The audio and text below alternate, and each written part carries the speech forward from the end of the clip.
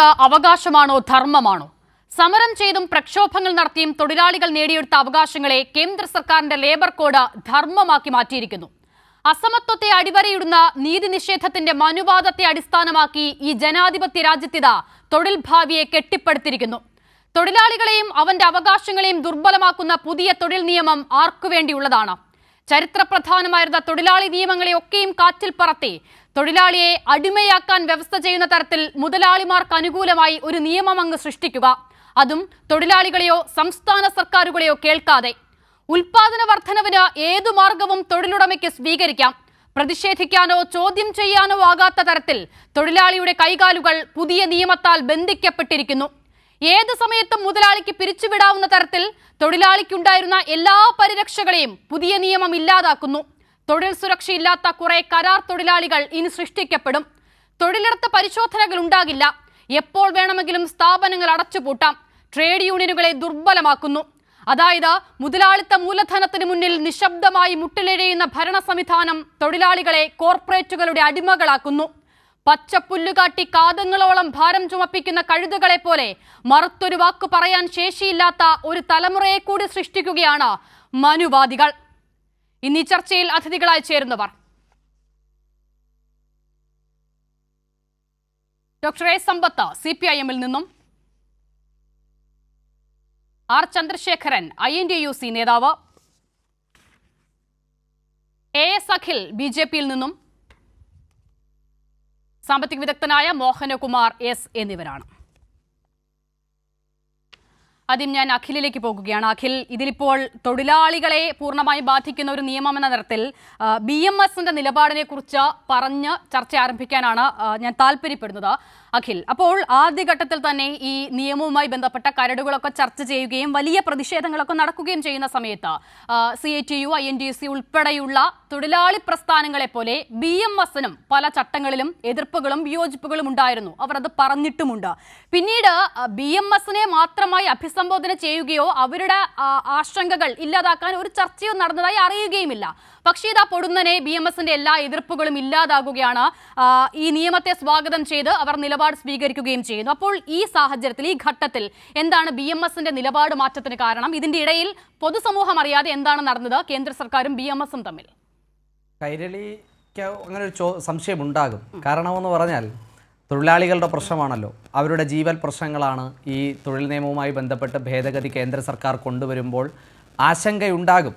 അത് കൈരളിയുടെ ആശങ്ക ഏത് തരത്തിലാകണ് എന്നുള്ളതിനെ പറ്റി നല്ല ബോധ്യം എനിക്കുണ്ട്. അങ്ങ് ചോദ്യത്തിനൊരു പ്രസക്തിയുണ്ട്.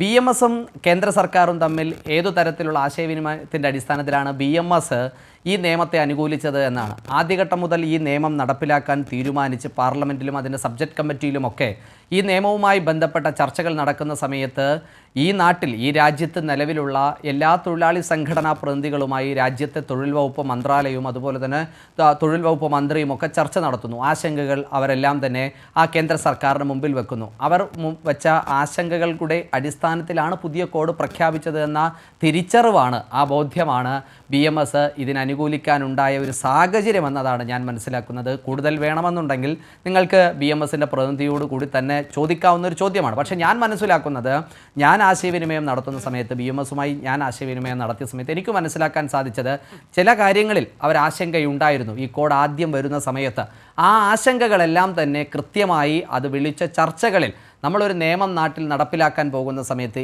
എങ്ങനെയാണ് അതിൻ്റെ നിയമാവലികൾ, അല്ലെങ്കിൽ എന്ത് കാര്യങ്ങളാണ് അതിൻ്റെ വരായികകൾ എന്നൊക്കെ തന്നെ ഒരു സംഘടനാ പ്രവർത്തകർ എന്ന നിലയിൽ BMS-ഉം CITU-വും INTUC-യും AITUC-യും എല്ലാം തന്നെ അത് ആശങ്കകളെല്ലാം തന്നെ പറഞ്ഞിരുന്നു. പക്ഷേ ഇന്ന് ആ ആശങ്കകളെയെല്ലാം പരിഹരിച്ചുകൊണ്ട് ആ കോഡ് നടപ്പിലാക്കുമ്പോൾ, തൊഴിൽ കോഡ് രാജ്യത്ത് നടപ്പിലാക്കുമ്പോൾ അതിനെ സ്വീകരിക്കുന്നത് BMS സ്വീകരിച്ചത് എന്തുകൊണ്ട് എന്ന് ചോദിച്ചാൽ, BMS-ന്റെ രാഷ്ട്രീയവുമായി അല്ലെങ്കിൽ BMS-ന്റെ ആശയവുമായി ഇടചേർന്ന് നിൽക്കുന്ന ഒരു കേന്ദ്ര സർക്കാർ രാജ്യത്ത് ഭരിക്കുന്നത് കൊണ്ടല്ല അത്തരത്തിലൊരു തീരുമാനം BMS എടുക്കാൻ തയ്യാറായത്. കൂടി വ്യക്തമായി നമുക്ക് വിഷയത്തിലേക്ക് തന്നെ വരാം. ശരിയാണ്, താങ്കൾ പറഞ്ഞതുപോലെ BMS-ന്റെ നിലപാട് താങ്കളെ കൊണ്ടാകുന്ന തരത്തിൽ താങ്കൾ വിശദീകരിച്ചിട്ടുണ്ട്. അപ്പോൾ ഇതുവരെ ഉണ്ടായിരുന്ന തൊഴിൽ ചട്ടങ്ങളിൽ നിന്ന് മാറി പുതിയൊരു ചട്ടം രാജ്യത്ത് നടപ്പിലാക്കുമ്പോൾ അത് എന്തൊക്കെ ഗുണങ്ങളാണ് തൊഴിലാളി സമൂഹത്തിന് മുന്നിൽ വെക്കുന്നത്? അപ്പോൾ എന്ത് വിശ്വസിച്ച് തൊഴിലാളികൾ ഈ നിയമത്തെ സ്വീകരിക്കണം? എന്തൊക്കെ കാര്യങ്ങളാണ് അതിൽ മുന്നോട്ട് വെക്കുന്നത് എന്ന് അത് പരിശോധിച്ച് നോക്കിയാൽ നമുക്ക് മനസ്സിലാക്കാൻ സാധിക്കും. ഈ തൊഴിലിന് ഒരു സംരക്ഷണം വേണം. നിങ്ങൾ ആദ്യം ഇൻട്രോയിൽ പറഞ്ഞ ഒരു ചോദ്യമുണ്ട്, തൊഴിൽ അവകാശമാണോ തൊഴിൽ ധർമ്മമാണോ എന്നൊരു ചോദ്യമുണ്ട്. തൊഴിൽ അവകാശവുമാണ്, തൊഴിൽ ധർമ്മവുമാണ്. ഞാൻ ചെയ്യുന്ന ജോലിയിൽ എനിക്ക് ധർമ്മവും കൂറും വിശ്വാസവും ഉണ്ടെങ്കിൽ മാത്രമേ അത് തൊഴിൽ എന്ന നിലയ്ക്കും അപ്പുറത്ത് എൻ്റെ ജീവനോപാധി എന്ന നിലക്ക് അത് മുന്നോട്ട് കൊണ്ടുപോകാൻ, അതിനെ ഇഷ്ടപ്പെട്ട് ആ ജോലി ചെയ്ത് കഷ്ടപ്പാടുകൾക്കിടയിലും ഇഷ്ടപ്പെട്ട് ആ ജോലി ചെയ്യാൻ ആ തൊഴിലാളിയെ അല്ലെങ്കിൽ ആ തൊഴിൽ ചെയ്യുന്ന വ്യക്തിയെ പാകപ്പെടുത്തുകയുള്ളൂ. അതുകൊണ്ടാണ് ആ തൊഴിലിൻ്റെ സംരക്ഷണം അതൊരു ഒരു ധർമ്മമായി കാണണം എന്ന് പറയുന്നത്. അതുകൊണ്ട് BMSൻ്റെ ഒരു മുദ്രാവാക്യം കൂടി ഈ ഘട്ടത്തിൽ ഞാൻ പറയാം. BMSൻ്റെ മുദ്രാവാക്യം തൊഴിലാളികൾക്കിടയിൽ ആവേശോജ്വലമായി അവർ വിളിക്കുന്നൊരു മുദ്രാവാക്യം അധ്വാനം ആരാധനയാണ് എന്നതാണ് BMSൻ്റെ മുദ്രാവാക്യം. അതുകൊണ്ട് ഈ കോഡ് നടപ്പിലാക്കപ്പെടുമ്പോഴും അത് തന്നെ നമ്മൾ മുന്നോട്ട് വെക്കുന്നുണ്ട്. തൊഴിൽ എന്ന് പറയുന്നത് അധ്വാനം ആരാധനയാണ്. അസിത ചോദിച്ചതിനോട് ഞാൻ മറുപടി പറഞ്ഞു തരാം. അസിത ചോദിച്ചതിന് കൂടി നിൽക്കണം. അസിത ചോദിച്ചതിന് കൂടി ഞാൻ മറുപടി പറഞ്ഞു തരാം. അസിത ചോദിച്ചതിന് കൂടി എന്തൊക്കെ ഭാഗമായിട്ടാണ് ഇത് മുന്നോട്ട് കൊണ്ടുപോകുക എന്നതാണല്ലോ ചോദ്യം. അസിത ചോദിച്ച ചോദ്യം എന്താണ്? അതിന് ഉത്തരം വേണ്ടേ? അസിത ചോദിച്ചതിന് ഉത്തരം വേണ്ടേ? അസിത ചോദിച്ചത് എന്തൊക്കെയാണ് ഗുണങ്ങൾ എന്നതാണ് അസിത ചോദിച്ചത്.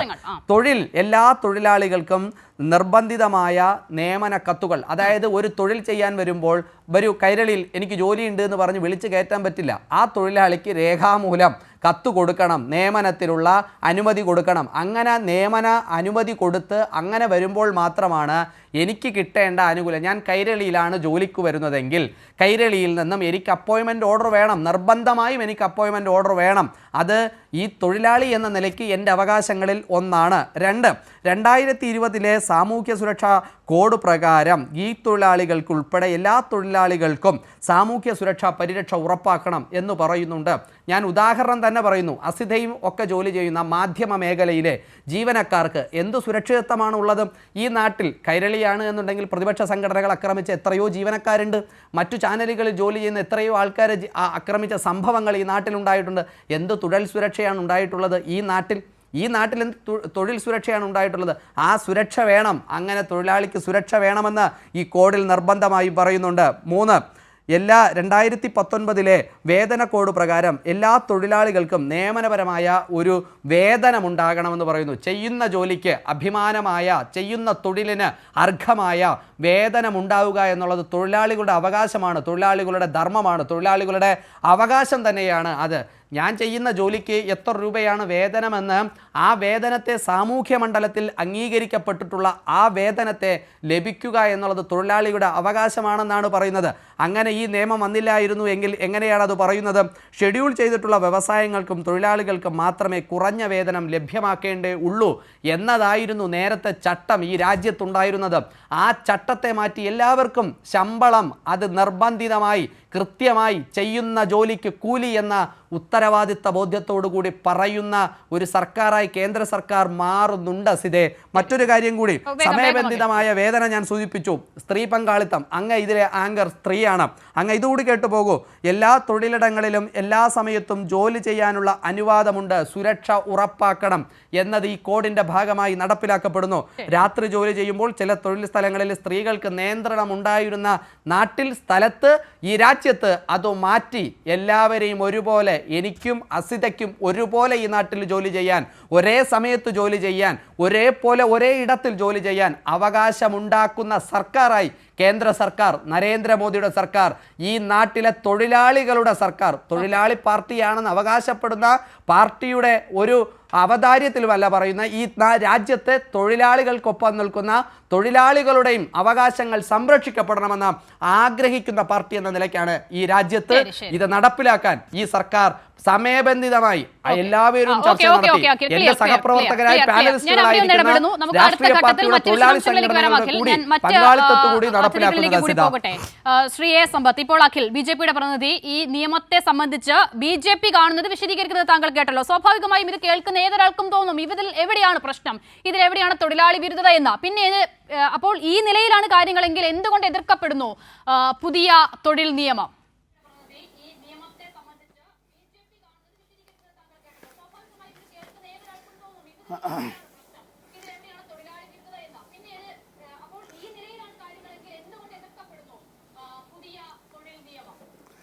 അതെ, അസിത, ഇവിടെ INTUC-യുടെ സംസ്ഥാന പ്രസിഡന്റ് കൂടിയായിട്ടുള്ള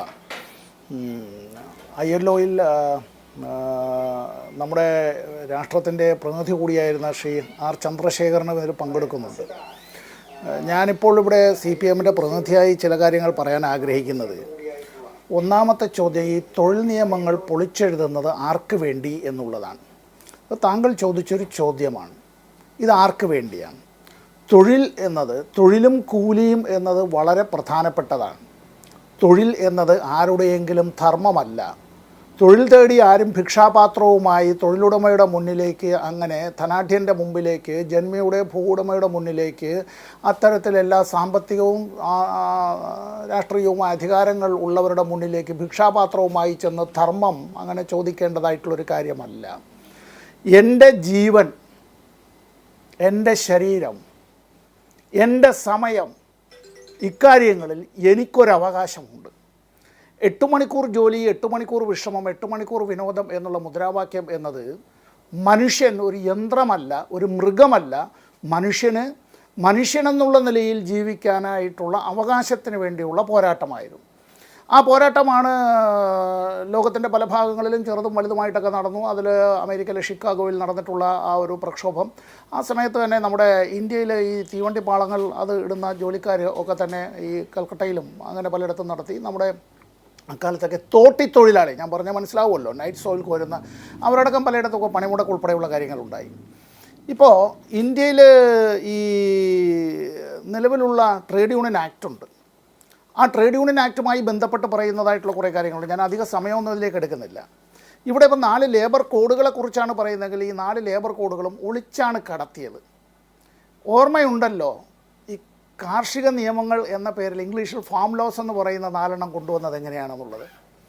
അന്ന് സഖാവ് ഇളമരം കരീമും സഖാവ് KK രാഗേഷും അടക്കമുള്ള ഇടതുപക്ഷ MP-മാരെ രാജ്യസഭയിൽ നിന്ന് സസ്പെൻഡ് ചെയ്ത് ആ ശൈത്യകാല സമ്മേളനത്തിൽ അങ്ങനെ കാർഷിക നിയമങ്ങൾ പാസ്സാക്കിയെടുത്തതായി പ്രഖ്യാപിച്ച്, അന്ന് കാർഷിക നിയമങ്ങൾക്കെതിരായി ചിന്തിക്കുന്നവരും പ്രസംഗിക്കുന്നവരും എഴുതുന്നവരും പ്രക്ഷോഭം നടത്തുന്നവരുമെല്ലാം രാജ്യത്തിൻ്റെ വിരുദ്ധ ശക്തികളുടെ കൈകളിലാണ് എന്നും അവർ രാജ്യദ്രോഹികളാണ് എന്നും ഭീകരവാദികളാണ് എന്നും അർബൻ നക്സലുകളാണ് എന്നും BJP-യുടെ നേതാക്കൾ പറഞ്ഞു. ഇന്ത്യയുടെ ആദരണീയനായ പ്രധാനമന്ത്രി തന്നെ പറഞ്ഞ വാക്കുകൾ എന്ത് എന്നുള്ളതിനെ സംബന്ധിച്ച് ഞാൻ കൂടുതലൊന്നും പറയുന്നില്ല. 1 കൊല്ലക്കാലം നീണ്ടു നിന്നതായിട്ടുള്ളൊരു പോരാട്ടമുണ്ട്. അങ്ങനെ തുടർച്ചയായി നീണ്ടുനിന്നൊരു പോരാട്ടം, കർഷക തൊഴിലാളികളുടെ പോരാട്ടം. ആ പോരാട്ടത്തിൻ്റെ ഏറ്റവും ഒടുവിൽ ഇപ്പോൾ നമ്മൾ ഒരു പ്രധാനപ്പെട്ട ഒരു സിഖ് ഗുരുവിൻ്റെ ജന്മദിനം വരികയാണ്. അതുപോലെ ഒരു ജന്മദിനത്തിലാണ് പ്രധാനമന്ത്രി കൈകൂപ്പി മാപ്പ് അഭ്യർത്ഥിച്ചത്. എത്ര കർഷകരെയാണ് കൊലപ്പെടുത്തിയത്? ട്രക്കടിച്ചോ, വെടിവെച്ച് കൊന്നോ, അല്ലാതെയോ ഒക്കെ ഉള്ളത്. ഓർക്കേണ്ട ഒരു കാര്യം, ആ കർഷകർ അത്തരത്തിൽ അധ്വാനിച്ച് നൽകുന്നതായിട്ടുള്ള ധാന്യമണികൾ, ആ ധാന്യമണികൾ കഴിക്കുന്നത് കൊണ്ട് തൻ്റെ ശരീരവും തൻ്റെ ജീവനുമെല്ലാം ഇങ്ങനെ ഉള്ളതായിട്ടുള്ള പോലീസുകാർ 6.25 അടി നീളമുള്ള ലാത്തി അവർ വീശിയടിച്ചത് സ്വന്തം പിതാവിൻ്റെ, മാതാവിൻ്റെ, സഹോദരൻ്റെ, ബന്ധുമിത്രാദികളുടെ സ്വന്തം ചോരയുടെ നേർക്കായിരുന്നു എന്ന കാര്യം മറന്നു പോകരുത്. അടിക്കണം എന്ന് ഗോലിമാരോ ആയിരുന്നു BJP നേതാക്കൾ അന്ന് പറഞ്ഞത്. ഇവിടെ ഇപ്പോൾ വേജ് കോഡ്, 4 കോഡുകൾ വരികയാണ്. Wage code. 2 the occupational safety health and working conditions code. മറ്റൊന്ന് ഇവിടെ വരുന്നൊരു കാര്യം ഇൻഡസ്ട്രിയൽ റിലേഷൻസ് കോഡ്. വേറൊന്ന് സോഷ്യൽ സെക്യൂരിറ്റി കോഡ്. ഇവിടെ വരുന്നത് ഇനി സ്ഥിരം ജീവനക്കാരില്ലാതാവുകയും കരാർ തൊഴിലാളികൾ മാത്രമായി മാറുകയും ചെയ്യുകയാണ്. അങ്ങനെ കരാർ അടിസ്ഥാനത്തിൽ ഇത്തരത്തിൽ കാര്യങ്ങൾ വരുമ്പോൾ അത് സ്വകാര്യ മേഖലയിൽ മാത്രമല്ല, അത് പൊതുമേഖലയിലും ഗവൺമെൻറ് ഡിപ്പാർട്ട്മെൻറ്റുകളിലും അടക്കം വരികയാണ്. എന്തിനു വേണ്ടിയാണിത് ചെയ്യുന്നത് എന്ന് ചോദിച്ചാൽ, എൻ്റെ കയ്യിലിരിക്കുന്നത് ഇത് കാരവൻ്റെ ഏറ്റവും പുതിയ ലക്കമാണ്. ഇന്ത്യയിലെ ഏറ്റവും വലിയ തൊഴിൽദാതാവ് എന്ന് പറയാവുന്നത് ഒന്ന് ഇന്ത്യയുടെ സൈന്യമാണ്, മറ്റൊന്ന് ഇന്ത്യൻ റെയിൽവേയാണ്. ഈ കാരവൻ ഈ മാഗസീൻ പറയുന്നത് ബ്ലഡ് ഓൺ ദ ട്രാക്സ് എന്നാണ്. ഇവിടെ ഇന്ന് ഇപ്പോൾ ഈ കൊട്ടിഘോഷിക്കപ്പെടുന്ന മോദി സർക്കാരിൻ്റെ ട്രാക്കിൽ ഇത് ബ്ലഡ് ഓൺ ദ ട്രാക്സ്. ഇവിടെ ഈ കാരവൻ പറഞ്ഞിട്ടുള്ളത് nearly 100 track maintainers die on the job every year എന്നുള്ളത്. ഇന്ത്യൻ റെയിൽവേയിൽ ഓരോ വർഷവും എന്തുകൊണ്ടാണ് ഒരു 100ഓളം ട്രാക്ക് മെയിൻ്റനൻസിൻ്റെ ജീവനക്കാർ അത്തരത്തിൽ കൊല്ലപ്പെടുന്നത് എന്നുള്ളതാണ്. ഇവിടെ സ്ഥിരം ജീവനക്കാരല്ല എങ്കിൽ, കരാർ തൊഴിലാളികളാണ് എങ്കിൽ അവർക്ക് ഈ സുരക്ഷിതത്വവുമില്ല. ഇനി അവർ മരണപ്പെട്ടു പോയാൽ, അംഗഭംഗം വന്നു പോയാൽ അവർക്ക് അത്തരത്തിലുള്ള നഷ്ടപരിഹാരവുമില്ല, പുനരധിവാസവുമില്ല. അവരുടേതായിട്ടുള്ള ഈ നെക്സ്റ്റ് ഓഫ് കിൻ എന്ന് പറയുന്നവർക്ക് അത്തരത്തിൽ ജോലിക്കുള്ള അപേക്ഷയൊന്നും കൊടുക്കേണ്ടതായിട്ടുമില്ല. ശരി. ഇന്ത്യയിൽ ക്രൂരമായ സ്വകാര്യവൽക്കരണമാണ് നടക്കുന്നത്. പൊതുമേഖലാ സ്ഥാപനങ്ങളാണ് വിറ്റ് കാശാക്കപ്പെടുന്നത്. കഴിഞ്ഞ 3 തവണയായിട്ടുള്ള, ഇപ്പോൾ 3ാമത്തെ NDA ഗവൺമെൻറ് വീണ്ടും ഒന്ന് തുടർച്ചയായി പുതുതായി തുടങ്ങിയ ഒരു പൊതുമേഖലാ സ്ഥാപനത്തിൻ്റെ പേരെന്ന് പറഞ്ഞ് വിറ്റിട്ടുള്ളതല്ലാതെ മുടിയന്മാരായ ചില മരുമകന്മാരും അനന്തരവന്മാരും എല്ലാം തറവാടിൻ്റെ കഴുക്കോല് വരെ ഊരി വിൽക്കുന്നു എന്ന് പറയുന്നതിൽ, വിറ്റിട്ട് അതിൽ അഭിമാനിക്കുന്നു എന്ന് പറയുന്നത് പോലെ തുറമുഖങ്ങളും ഖനികളും വിമാനത്താവളങ്ങളും തീവണ്ടികളും ആ തീവണ്ടി ഓഫീസുകളും ഇതെല്ലാം റിയൽ എസ്റ്റേറ്റ് പോലെ ഇങ്ങനെ വിൽക്കുക, വിറ്റു തുലയ്ക്കുക. എന്നിട്ട് ധർമ്മമാണ് എന്ന് പറഞ്ഞാൽ ക്യാ ധർമ്മ ഹേ സാബ്. ഓക്കെ. അപ്പോൾ അതാണ് ഡോക്ടർ സമ്പത്തിന് പറയാനുള്ളത്. ഞാൻ മടങ്ങി വരാം അങ്ങയിലേക്ക്. ആർ ചന്ദ്രശേഖരൻ, ഇവിടെ സമ്പത്ത് തന്നെ പറഞ്ഞതുപോലെ അങ്ങേക്ക് അല്പം കൂടി ഇതിന്റെ നിയമത്തിന്റെ ഓരോ വാചകങ്ങളിലൂടെയും താങ്കൾ സഞ്ചരിച്ചിട്ടുണ്ടാകുന്നുള്ളത് വ്യക്തമാണ്. അതുകൊണ്ട് തന്നെയാണല്ലോ താങ്കൾ ഉൾപ്പെടുന്ന സംഘടന പോലും ഇതിൽ വലിയ എതിർപ്പുകൾ ഉയർത്തുകയും ചെയ്തത്. ഇപ്പോൾ ഇവിടെ BJP പ്രതിനിധി പറഞ്ഞതുപോലെ പൂർണ്ണമായും തൊഴിലാളികൾക്ക് അനുകൂലമായ നിയമമാണ് ഇത് എന്നവർ വിശദീകരിക്കുകയാണ്. എന്തൊക്കെ കള്ളങ്ങൾ അല്ലെങ്കിൽ എന്തൊക്കെ തൊഴിലാളി വിരുദ്ധത ഈ നിയമത്തിന്റെ മറവിൽ ഒളിച്ചു കടത്തപ്പെടുന്നുണ്ട് ശ്രീ ചന്ദ്രശേഖരൻ?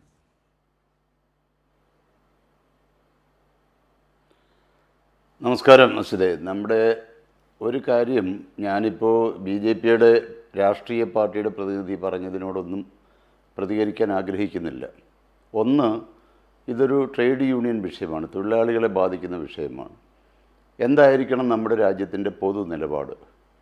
സമ്പത്ത് സൂചിപ്പിച്ചതുപോലെ പൊതു നിലപാടെന്ന് പറയുന്നത്, ഒരു രാജ്യം അന്തർദേശീയ മേഖലകളിൽ, പ്രത്യേകിച്ച് ഐക്യരാഷ്ട്രസഭയിലും ILOയിലുമൊക്കെ സ്ഥിരാംഗത്വമുള്ള ഒരു രാജ്യം, ആ രാജ്യത്തിൻ്റെ നിലപാടുകൾ എന്തായിരിക്കണം എന്നുള്ളത് കൃത്യമായി നിർവചിക്കപ്പെട്ടിട്ടുള്ളതാണ്.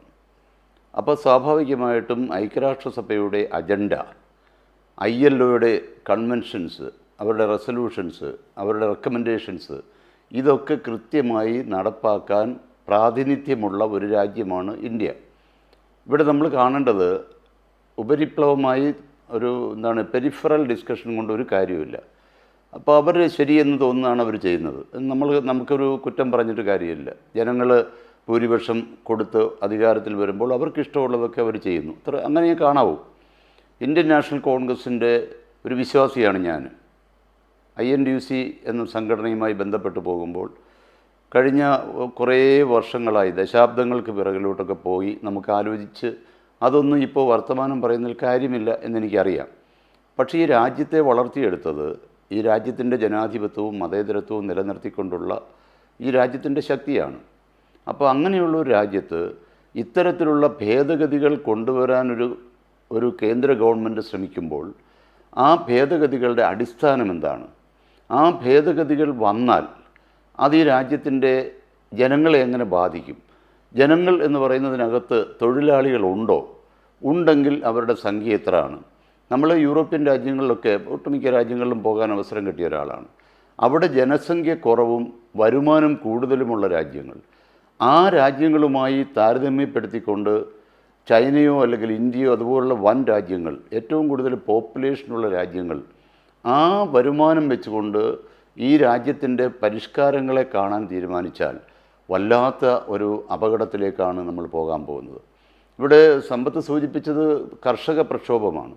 കർഷകരെ മുഴുവനും പിണക്കി നിർത്തിക്കൊണ്ട് വോട്ട് കിട്ടുന്നതിനെക്കുറിച്ച് ഞാൻ ആ ഭാഗത്തേക്ക് പോകുന്നില്ല, ഞാൻ രാഷ്ട്രീയം പറയാൻ ആഗ്രഹിക്കുന്നില്ല. കർഷകർ ആവലാതികളായി മുന്നോട്ട് വരുന്നു. തൊഴിലാളികളെല്ലാവരും ആശങ്കയും ആവലാതിയും പരാതികളുമായി വരുന്നു. എന്തുകൊണ്ടാണ് ഇങ്ങനെ സംഭവിക്കുന്നത്? നമുക്ക് രാജ്യത്ത് വ്യവസ്ഥാപിതമായ ഒരു ഭരണഘടനയുണ്ട്. ആ ഭരണഘടന ഒരു ദിവസം സുപ്രഭാതത്തിലുണ്ടായതല്ല. എത്രയോ മഹാന്മാർ എത്രയോ കാലം ചർച്ച ചെയ്തുണ്ടാക്കിയ ഭരണഘടന. അതിൽ കാലോചിതമായ ഭേദഗതികൾ വേണമെന്ന് തന്നെയാണ് എൻ്റെ അഭിപ്രായം. ആ കാലോചിതമായ ഭേദഗതികൾ വരുമ്പോൾ മജോറിറ്റി ഓഫ് ദി പോപ്പുലേഷൻ, ഒരു ജനസംഖ്യയുടെ ഭൂരിപക്ഷം ആളുകൾക്കെങ്കിലും അതിൻ്റെ പ്രയോജനവും ഒരു ആത്മവിശ്വാസവും പകർന്നു കൊടുക്കാൻ കഴിയണം. അത് ഒന്നോ രണ്ടോ മുതലാളിമാർക്ക് ആത്മവിശ്വാസം കൊടുത്താൽ പോരാ. നമ്മൾ ഇവിടെ നമ്മൾ സൂചിപ്പിക്കുന്നത് തൊഴിലാളികൾക്കൊരു മിനിമം വേതനം വേണം. അതൊരു നാഷണൽ മിനിമം വേതനം വേണമെന്ന ഒരു ഡിമാൻഡ് മാത്രം നമ്മളൊന്ന് പരിശോധിച്ചാൽ അത് അംഗീകരിക്കാൻ എന്തുകൊണ്ട് കേന്ദ്ര ഗവൺമെൻറ് തയ്യാറാവുന്നില്ല? അത് അംഗീകരിച്ചാൽ വരാവുന്നത് സമ്പത്ത് പാർലമെൻറ്റ് മെമ്പറായിരുന്നു, ദീർഘകാലം പാർലമെൻറ്റേറിയൻ ആയിരുന്ന ഒരാളെന്നുള്ള നിലയിൽ ഒരു ദേശീയ മിനിമം വേതനം വന്നാലുള്ള ഗുണം, ഏറ്റവും വലിയ ഗുണം എന്ന് പറയുന്നത് ലേബർ മൈഗ്രേഷൻ പരമാവധി കുറയും. എവിടെ ജോലി ചെയ്താലും ആ കൂലി കിട്ടും എന്ന് വന്നാൽ ലേബർ മൈഗ്രേഷനും അതിനോട് അലൈഡായിട്ട് വരുന്ന എല്ലാ വിഷയങ്ങളും അവിടെ നമുക്ക് സെറ്റിൽ ചെയ്യാൻ കഴിയും. നമ്മുടെ രാജ്യത്തിൻ്റെ ജനസംഖ്യ, വിവിധങ്ങളായ സംസ്കാരങ്ങൾ, അവിടെ ജോലി ചെയ്യുന്ന തൊഴിലാളികൾ, അവരെന്തിനാണ് ഈ രാജ്യം മുഴുവൻ കിടന്ന് പാടുപെട്ട് ഓടുന്നത്? കോവിഡ് കാലത്ത് നമ്മൾ കണ്ടതാണ് ദാരുണമായ എത്രയോ സംഭവങ്ങൾ. അതൊന്നും ഇനി ഞാൻ വിവരിക്കുന്നില്ല. ഐക്യരാഷ്ട്രസഭയും ILOയും പറയുന്ന കാര്യങ്ങൾ അവിടെ സമ്മതിച്ച് വോട്ടിട്ടിട്ട് ഇവിടെ അതിന് ഘടകവിരുദ്ധമായ നിലപാടുകളാണ് എടുക്കുന്നത്. 2030 ഒന്ന് രണ്ട് കാര്യങ്ങൾ മാത്രമേ പറഞ്ഞുള്ളൂ. 2030 ഐക്യരാഷ്ട്രസഭയുടെ ഡിക്ലെയർഡ് പോളിസി എന്താണ്? Decent job for all. ആ ഡീസൻറ്റ് ജോബ് എന്ന് പറഞ്ഞാൽ അതിനകത്ത് ഏറ്റവും പ്രധാനപ്പെട്ടത് ഒരു ന്യായമായ മതിയായ വേതനമാണ്. രണ്ടാമത്തേത് മതിയായ ഒരു ഭവനമാണ്. മൂന്നാമത്തേത് കുട്ടികളുടെ വിദ്യാഭ്യാസമാണ്. നാലാമത്തേത് സമ്പൂർണ്ണമായ ഒരു ആരോഗ്യ പരിരക്ഷയാണ്. ഈ 4 എണ്ണം മാത്രം എടുത്താൽ ഇന്ത്യ രാജ്യത്തിൻ്റെ സ്ഥിതി എന്താണ്? ഇത് ആർക്ക് വേണ്ടിയാണ് ഇങ്ങനെ? ഇപ്പോഴത്തെ എന്താ കോഡ് എന്ന് പറയുമ്പോൾ നിയമങ്ങളെല്ലാം മാറ്റി. നിയമമില്ല. സമ്പത്ത് എന്നോട് എഗ്രി ചെയ്യുമെന്ന് ഞാൻ കരുതുന്നു. നിയമങ്ങളില്ല, അതിന് പകരം കോഡുകളാക്കുന്നു. നിയമം എന്ന് പറയുമ്പോൾ അതിന് ഒരു ലേമൻ ഒപ്പീനിയൻ ഉണ്ട്. സാധാരണക്കാരൻ്റെ മനസ്സിൽ നിയമമാണ്, എനിക്കൊരു നിയമമുണ്ട് എന്നെ സംരക്ഷിക്കാൻ എന്ന് പറയുന്നതും, ഒരു കോഡുണ്ട് എന്ന് പറഞ്ഞാൽ, കോഡെന്ന് പറഞ്ഞാൽ അതിൻ്റെ ഒരു മനുഷ്യന് മനസ്സിലാവുന്ന ഒരു ഭാഷ എന്താണ്, അതിൻ്റെ സങ്കല്പങ്ങൾ എന്തൊക്കെയാണ്? ഞാനിതിൻ്റെ മറ്റു കാര്യങ്ങളിലേക്കൊന്നും ഇപ്പോൾ പോകുന്നില്ല. പക്ഷേ ഇവിടെ ഈ 4 ലേബർ കോഡുകൾ, 29 തൊഴിൽ നിയമങ്ങൾ മാറ്റിമറിച്ച് 4 ലേബർ കോഡുകൾ കൊണ്ടുവരുമ്പോൾ പ്രതിപക്ഷ ശബ്ദം ശുഷ്കമാണ്, അല്ലെങ്കിൽ പ്രതിപക്ഷത്തിൻ്റെ ശബ്ദം ഇല്ലാതാക്കിക്കൊണ്ട് ഇത് പാസ്സാക്കിയെടുക്കുന്നു. കർഷകരെ സംബന്ധിച്ച് കർഷക ബില്ല് വരുമ്പോൾ പ്രതിപക്ഷത്തിൻ്റെ ശബ്ദം നിരാകരിക്കുകയാണ്. കൂടിയാലോചനകളില്ല. ഇന്ത്യൻ ലേബർ കോൺഫറൻസ് നടക്കുന്നില്ല. എന്തുകൊണ്ട് BJP അധികാരത്തിൽ വന്നിട്ട് ഇന്ത്യൻ ലേബർ കോൺഫറൻസ് വേണ്ടെന്ന് വെച്ചു? So there is no proper consultation with the third party. Third party എന്ന് പറഞ്ഞാൽ 1 ഗവൺമെൻറ്, 2 മാനേജ്മെൻറ്റ്, ഇൻവെസ്റ്റർ, 3 ലേബറാണ്. എന്തുകൊണ്ട് തേർഡ് പാർട്ടിയോട് ഡിസ്കസ് ചെയ്യുന്നില്ല എന്ന് തീരുമാനിക്കുന്നു? BMS-ഉമായിട്ട് ചർച്ച ചെയ്ത്, ഞാൻ ഇന്ന് BMS-ൻ്റെ വളരെ ഉന്നതരായ നേതാക്കന്മാരുമായിട്ട് ഇന്നലെയായി സംസാരിക്കുന്നുണ്ട്.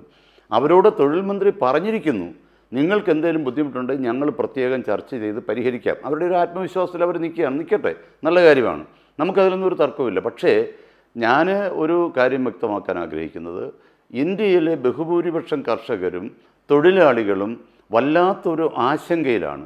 ഇത് നടപ്പാക്കിയാൽ എന്ത് സംഭവിക്കുമെന്നുള്ളതാണ്. ഞാൻ പറയാം, നമ്മുടെ ഒരു സാധാരണ മനസ്സിൽ വരുന്നത്, ഈ തൊഴിൽ നിയമങ്ങൾ ലംഘിക്കപ്പെട്ടാൽ, അത് മുതലാളി ലംഘിച്ചാലും തൊഴിലാളി ലംഘിച്ചാലും, ആ ഒരു കാര്യത്തെ സംബന്ധിച്ച് ഇടപെടാനൊരു സംവിധാനം, നിയമം ഈ രാജ്യത്തുണ്ടായിരുന്നു.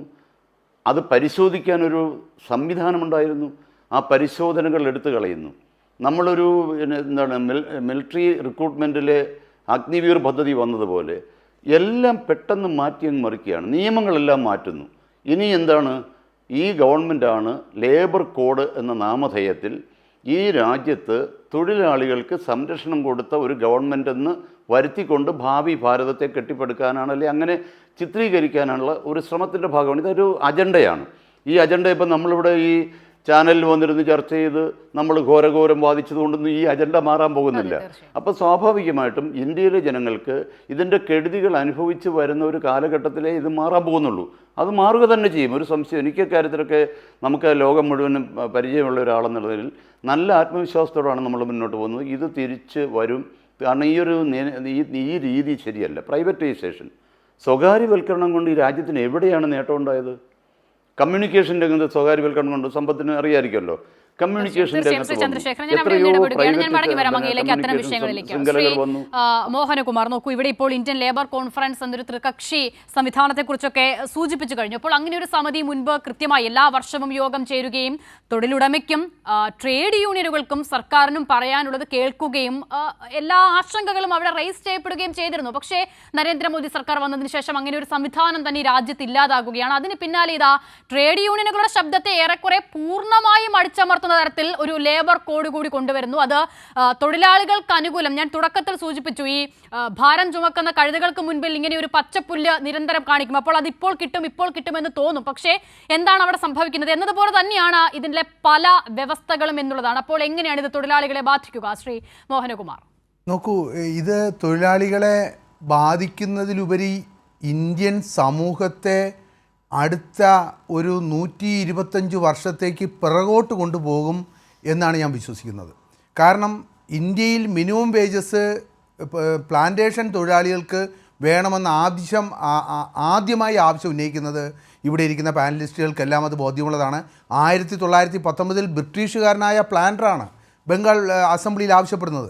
അന്ന് അങ്ങനെ ആവശ്യപ്പെടാനുണ്ടായ കാര്യം ആസാമിലെ തേയിലത്തോട്ട തൊഴിലാളികൾക്കിടയിൽ അവരുടെ കുട്ടികളെ വളർത്താൻ സമയമില്ലാത്തതുകൊണ്ട് വർക്കിംഗ് അവേഴ്സ് കൂട്ടിയപ്പോൾ അടുത്ത തലമുറ ഉണ്ടായി വരാത്തതുകൊണ്ട് തേയിലം തോട്ട തൊഴിലാളികളെ കിട്ടാതെയായി. രണ്ടാമത് ഈ തോട്ടം തൊഴിലാളികൾക്ക് തന്നെ വർക്കിംഗ് അവേഴ്സ് 15-16 മണിക്കൂറായപ്പോൾ അവരുടെ ആയുർദൈർഘ്യവും ആരോഗ്യവും വളരെയധികം മോശമായി അവർ പെട്ടെന്ന് മരിക്കാൻ തുടങ്ങി. ഇങ്ങനെ തേയിലത്തോട്ടത്തിന് തൊഴിലാളികളെ കിട്ടാതെ ആയപ്പോൾ എത്രയും വേഗം മിനിമം കൂലി നടപ്പിലാക്കണം, മിനിമം അവേഴ്സ് വർക്ക് നടപ്പിലാക്കണമെന്ന് ബ്രിട്ടീഷ് പ്ലാനർമാർ ആവശ്യപ്പെടേണ്ടി വന്നു. ഈ 1919 19ാം നൂറ്റാണ്ടിൻ്റെ അവസാനം ഇന്ത്യയിലും ഏഷ്യയിലുമുള്ള തേയിലത്തോട്ടങ്ങളിലും മറ്റ് പ്ലാന്റേഷനിലും നിലവിലിരുന്ന അതിക്രൂരമായ തൊഴിലാളി വിരുദ്ധ നയങ്ങൾക്ക് തുല്യമായ ഒരു അവസ്ഥയിലേക്ക് ഇന്ത്യയെ കൊണ്ടുപോകും എന്നാണ് ഈ ലേബർ കോഡ് എന്ന് പറയുന്ന വാക്കിലൂടെ. കോഡെന്ന് പറഞ്ഞാൽ നിങ്ങൾക്ക് നിഷേധിക്കാൻ പറ്റില്ല എന്നാണ് എൻ്റെ അർത്ഥം. ഇൻഡസ്ട്രിയൽ ഡിസ്പ്യൂട്ട് ആക്ട് 1947 എന്ന് പറഞ്ഞാൽ നിങ്ങൾക്ക് ചർച്ച ചെയ്യാം, അത് ഡിസ്പ്യൂട്ട്സ് ആക്റ്റാണ്. അല്ലെങ്കിൽ മിനിമം വേജ് ആക്ട് നമുക്ക് കോടതിയിൽ പോവാം. ഈ ഒരു ആക്ടിൻ്റെ പ്രത്യേകത ഈ 2020 സെപ്റ്റംബർ പാർലമെൻറ്റ് സെഷനിൽ പാസ്സാക്കിയ ഈ ആക്റ്റുകൾ 2025 നവംബർ മാസം 21-ാം തീയതി നടപ്പിൽ വരുമെന്ന് പ്രഖ്യാപിക്കുമ്പോൾ ഇതിൻ്റെ റൂളുകൾ ഇതുവരെ ഫോം ചെയ്തിട്ടില്ല. റൂളുകൾ ഫോം ചെയ്തിട്ടില്ല എങ്കിൽ ഇത് നടപ്പിലാക്കുന്ന മുതലാളിമാരുടെ മൂലധനത്തിൻ്റെ ഇച്ഛയ്ക്കനുസരിച്ച് ഏത് വിധത്തിലും ഇത് വ്യാഖ്യാനിക്കാം. ഇതിൻ്റെ റൂളുകൾ ഇതുവരെ ഫ്രെയിം ചെയ്തിട്ടില്ല. ഒന്നാമത്തെ കാര്യം. രണ്ടാമത്തത്, ഇപ്പോൾ മിനിമം വേജസ് എന്ന് പറയുന്നത് വളരെയധികം തൊഴിലാളികൾ അവരുടെ ആളുകൾ ജീവൻ കൊടുത്ത് നേടിയെടുത്ത ഒരു നിയമമാണ് മിനിമം വേജ് ആക്ട്. പല സംസ്ഥാനങ്ങളിലും മിനിമം വേജ് എന്ന് പറയുന്ന ഒരു നടപടിയേ ഇല്ലാതെ ആയിരിക്കുകയാണ് ഈ ആക്ടിലൂടെ. അതിന് പകരം വയ്ക്കുന്നത് ഫ്ലോർ വേജ്. നമ്മൾ കാർഷിക ഉൽപ്പന്നങ്ങൾക്കൊക്കെ തറവില പ്രഖ്യാപിക്കാറുണ്ട്. പക്ഷേ തൊഴിലാളികൾക്ക് തറവില പ്രഖ്യാപിക്കുന്ന ഒരു ആക്റ്റായി മാറുകയാണ് ഫ്ലോർ വേജ്. ആ ഫ്ലോർ വേജ് പ്രഖ്യാപിക്കുന്നത് എങ്ങനെയാണ്? ഓരോ സംസ്ഥാനങ്ങൾക്കും വിട്ടുകൊടുത്തേക്കാണ്. നിങ്ങൾക്ക് രാജസ്ഥാനിൽ വേണമെങ്കിൽ 150 രൂപ ഫ്ലോർ വേജ് പ്രഖ്യാപിച്ച് മുതലാളിമാരെ മൂലധനത്തിന് ഏറ്റവും കൂടുതൽ രാജസ്ഥാനിലേക്ക് ആകർഷിക്കാൻ. അപ്പോഴാണ് ഗുജറാത്ത് പറയുന്നത്, ഞങ്ങൾ തൊഴിലാളികൾക്ക് 100 രൂപയാണ് തറവില നിശ്ചയിച്ചിരിക്കുന്നത്.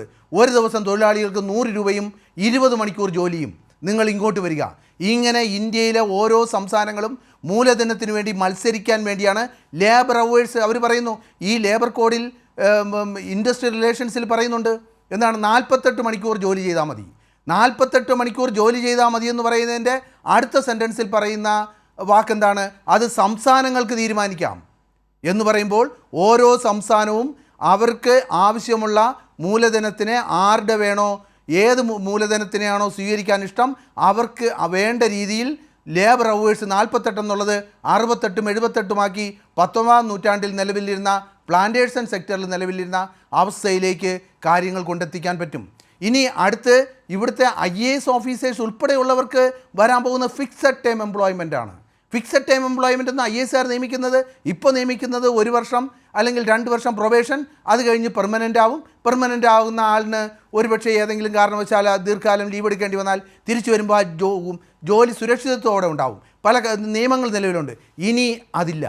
പക്ഷേ അതിന് പകരം വയ്ക്കുന്നൊരു കാര്യമുണ്ട്. 12 മാസം ജോലി ചെയ്താൽ നിങ്ങൾക്ക് ഗ്രാറ്റുവിറ്റി കിട്ടും. നിലവിലിരിക്കുന്ന നിയമം അനുസരിച്ച് 5 വർഷം ജോലി ചെയ്താലേ ഗ്രാറ്റുവിറ്റി എന്ന് പറയുന്ന വലിയൊരു സംഭവമൊന്നുമല്ല.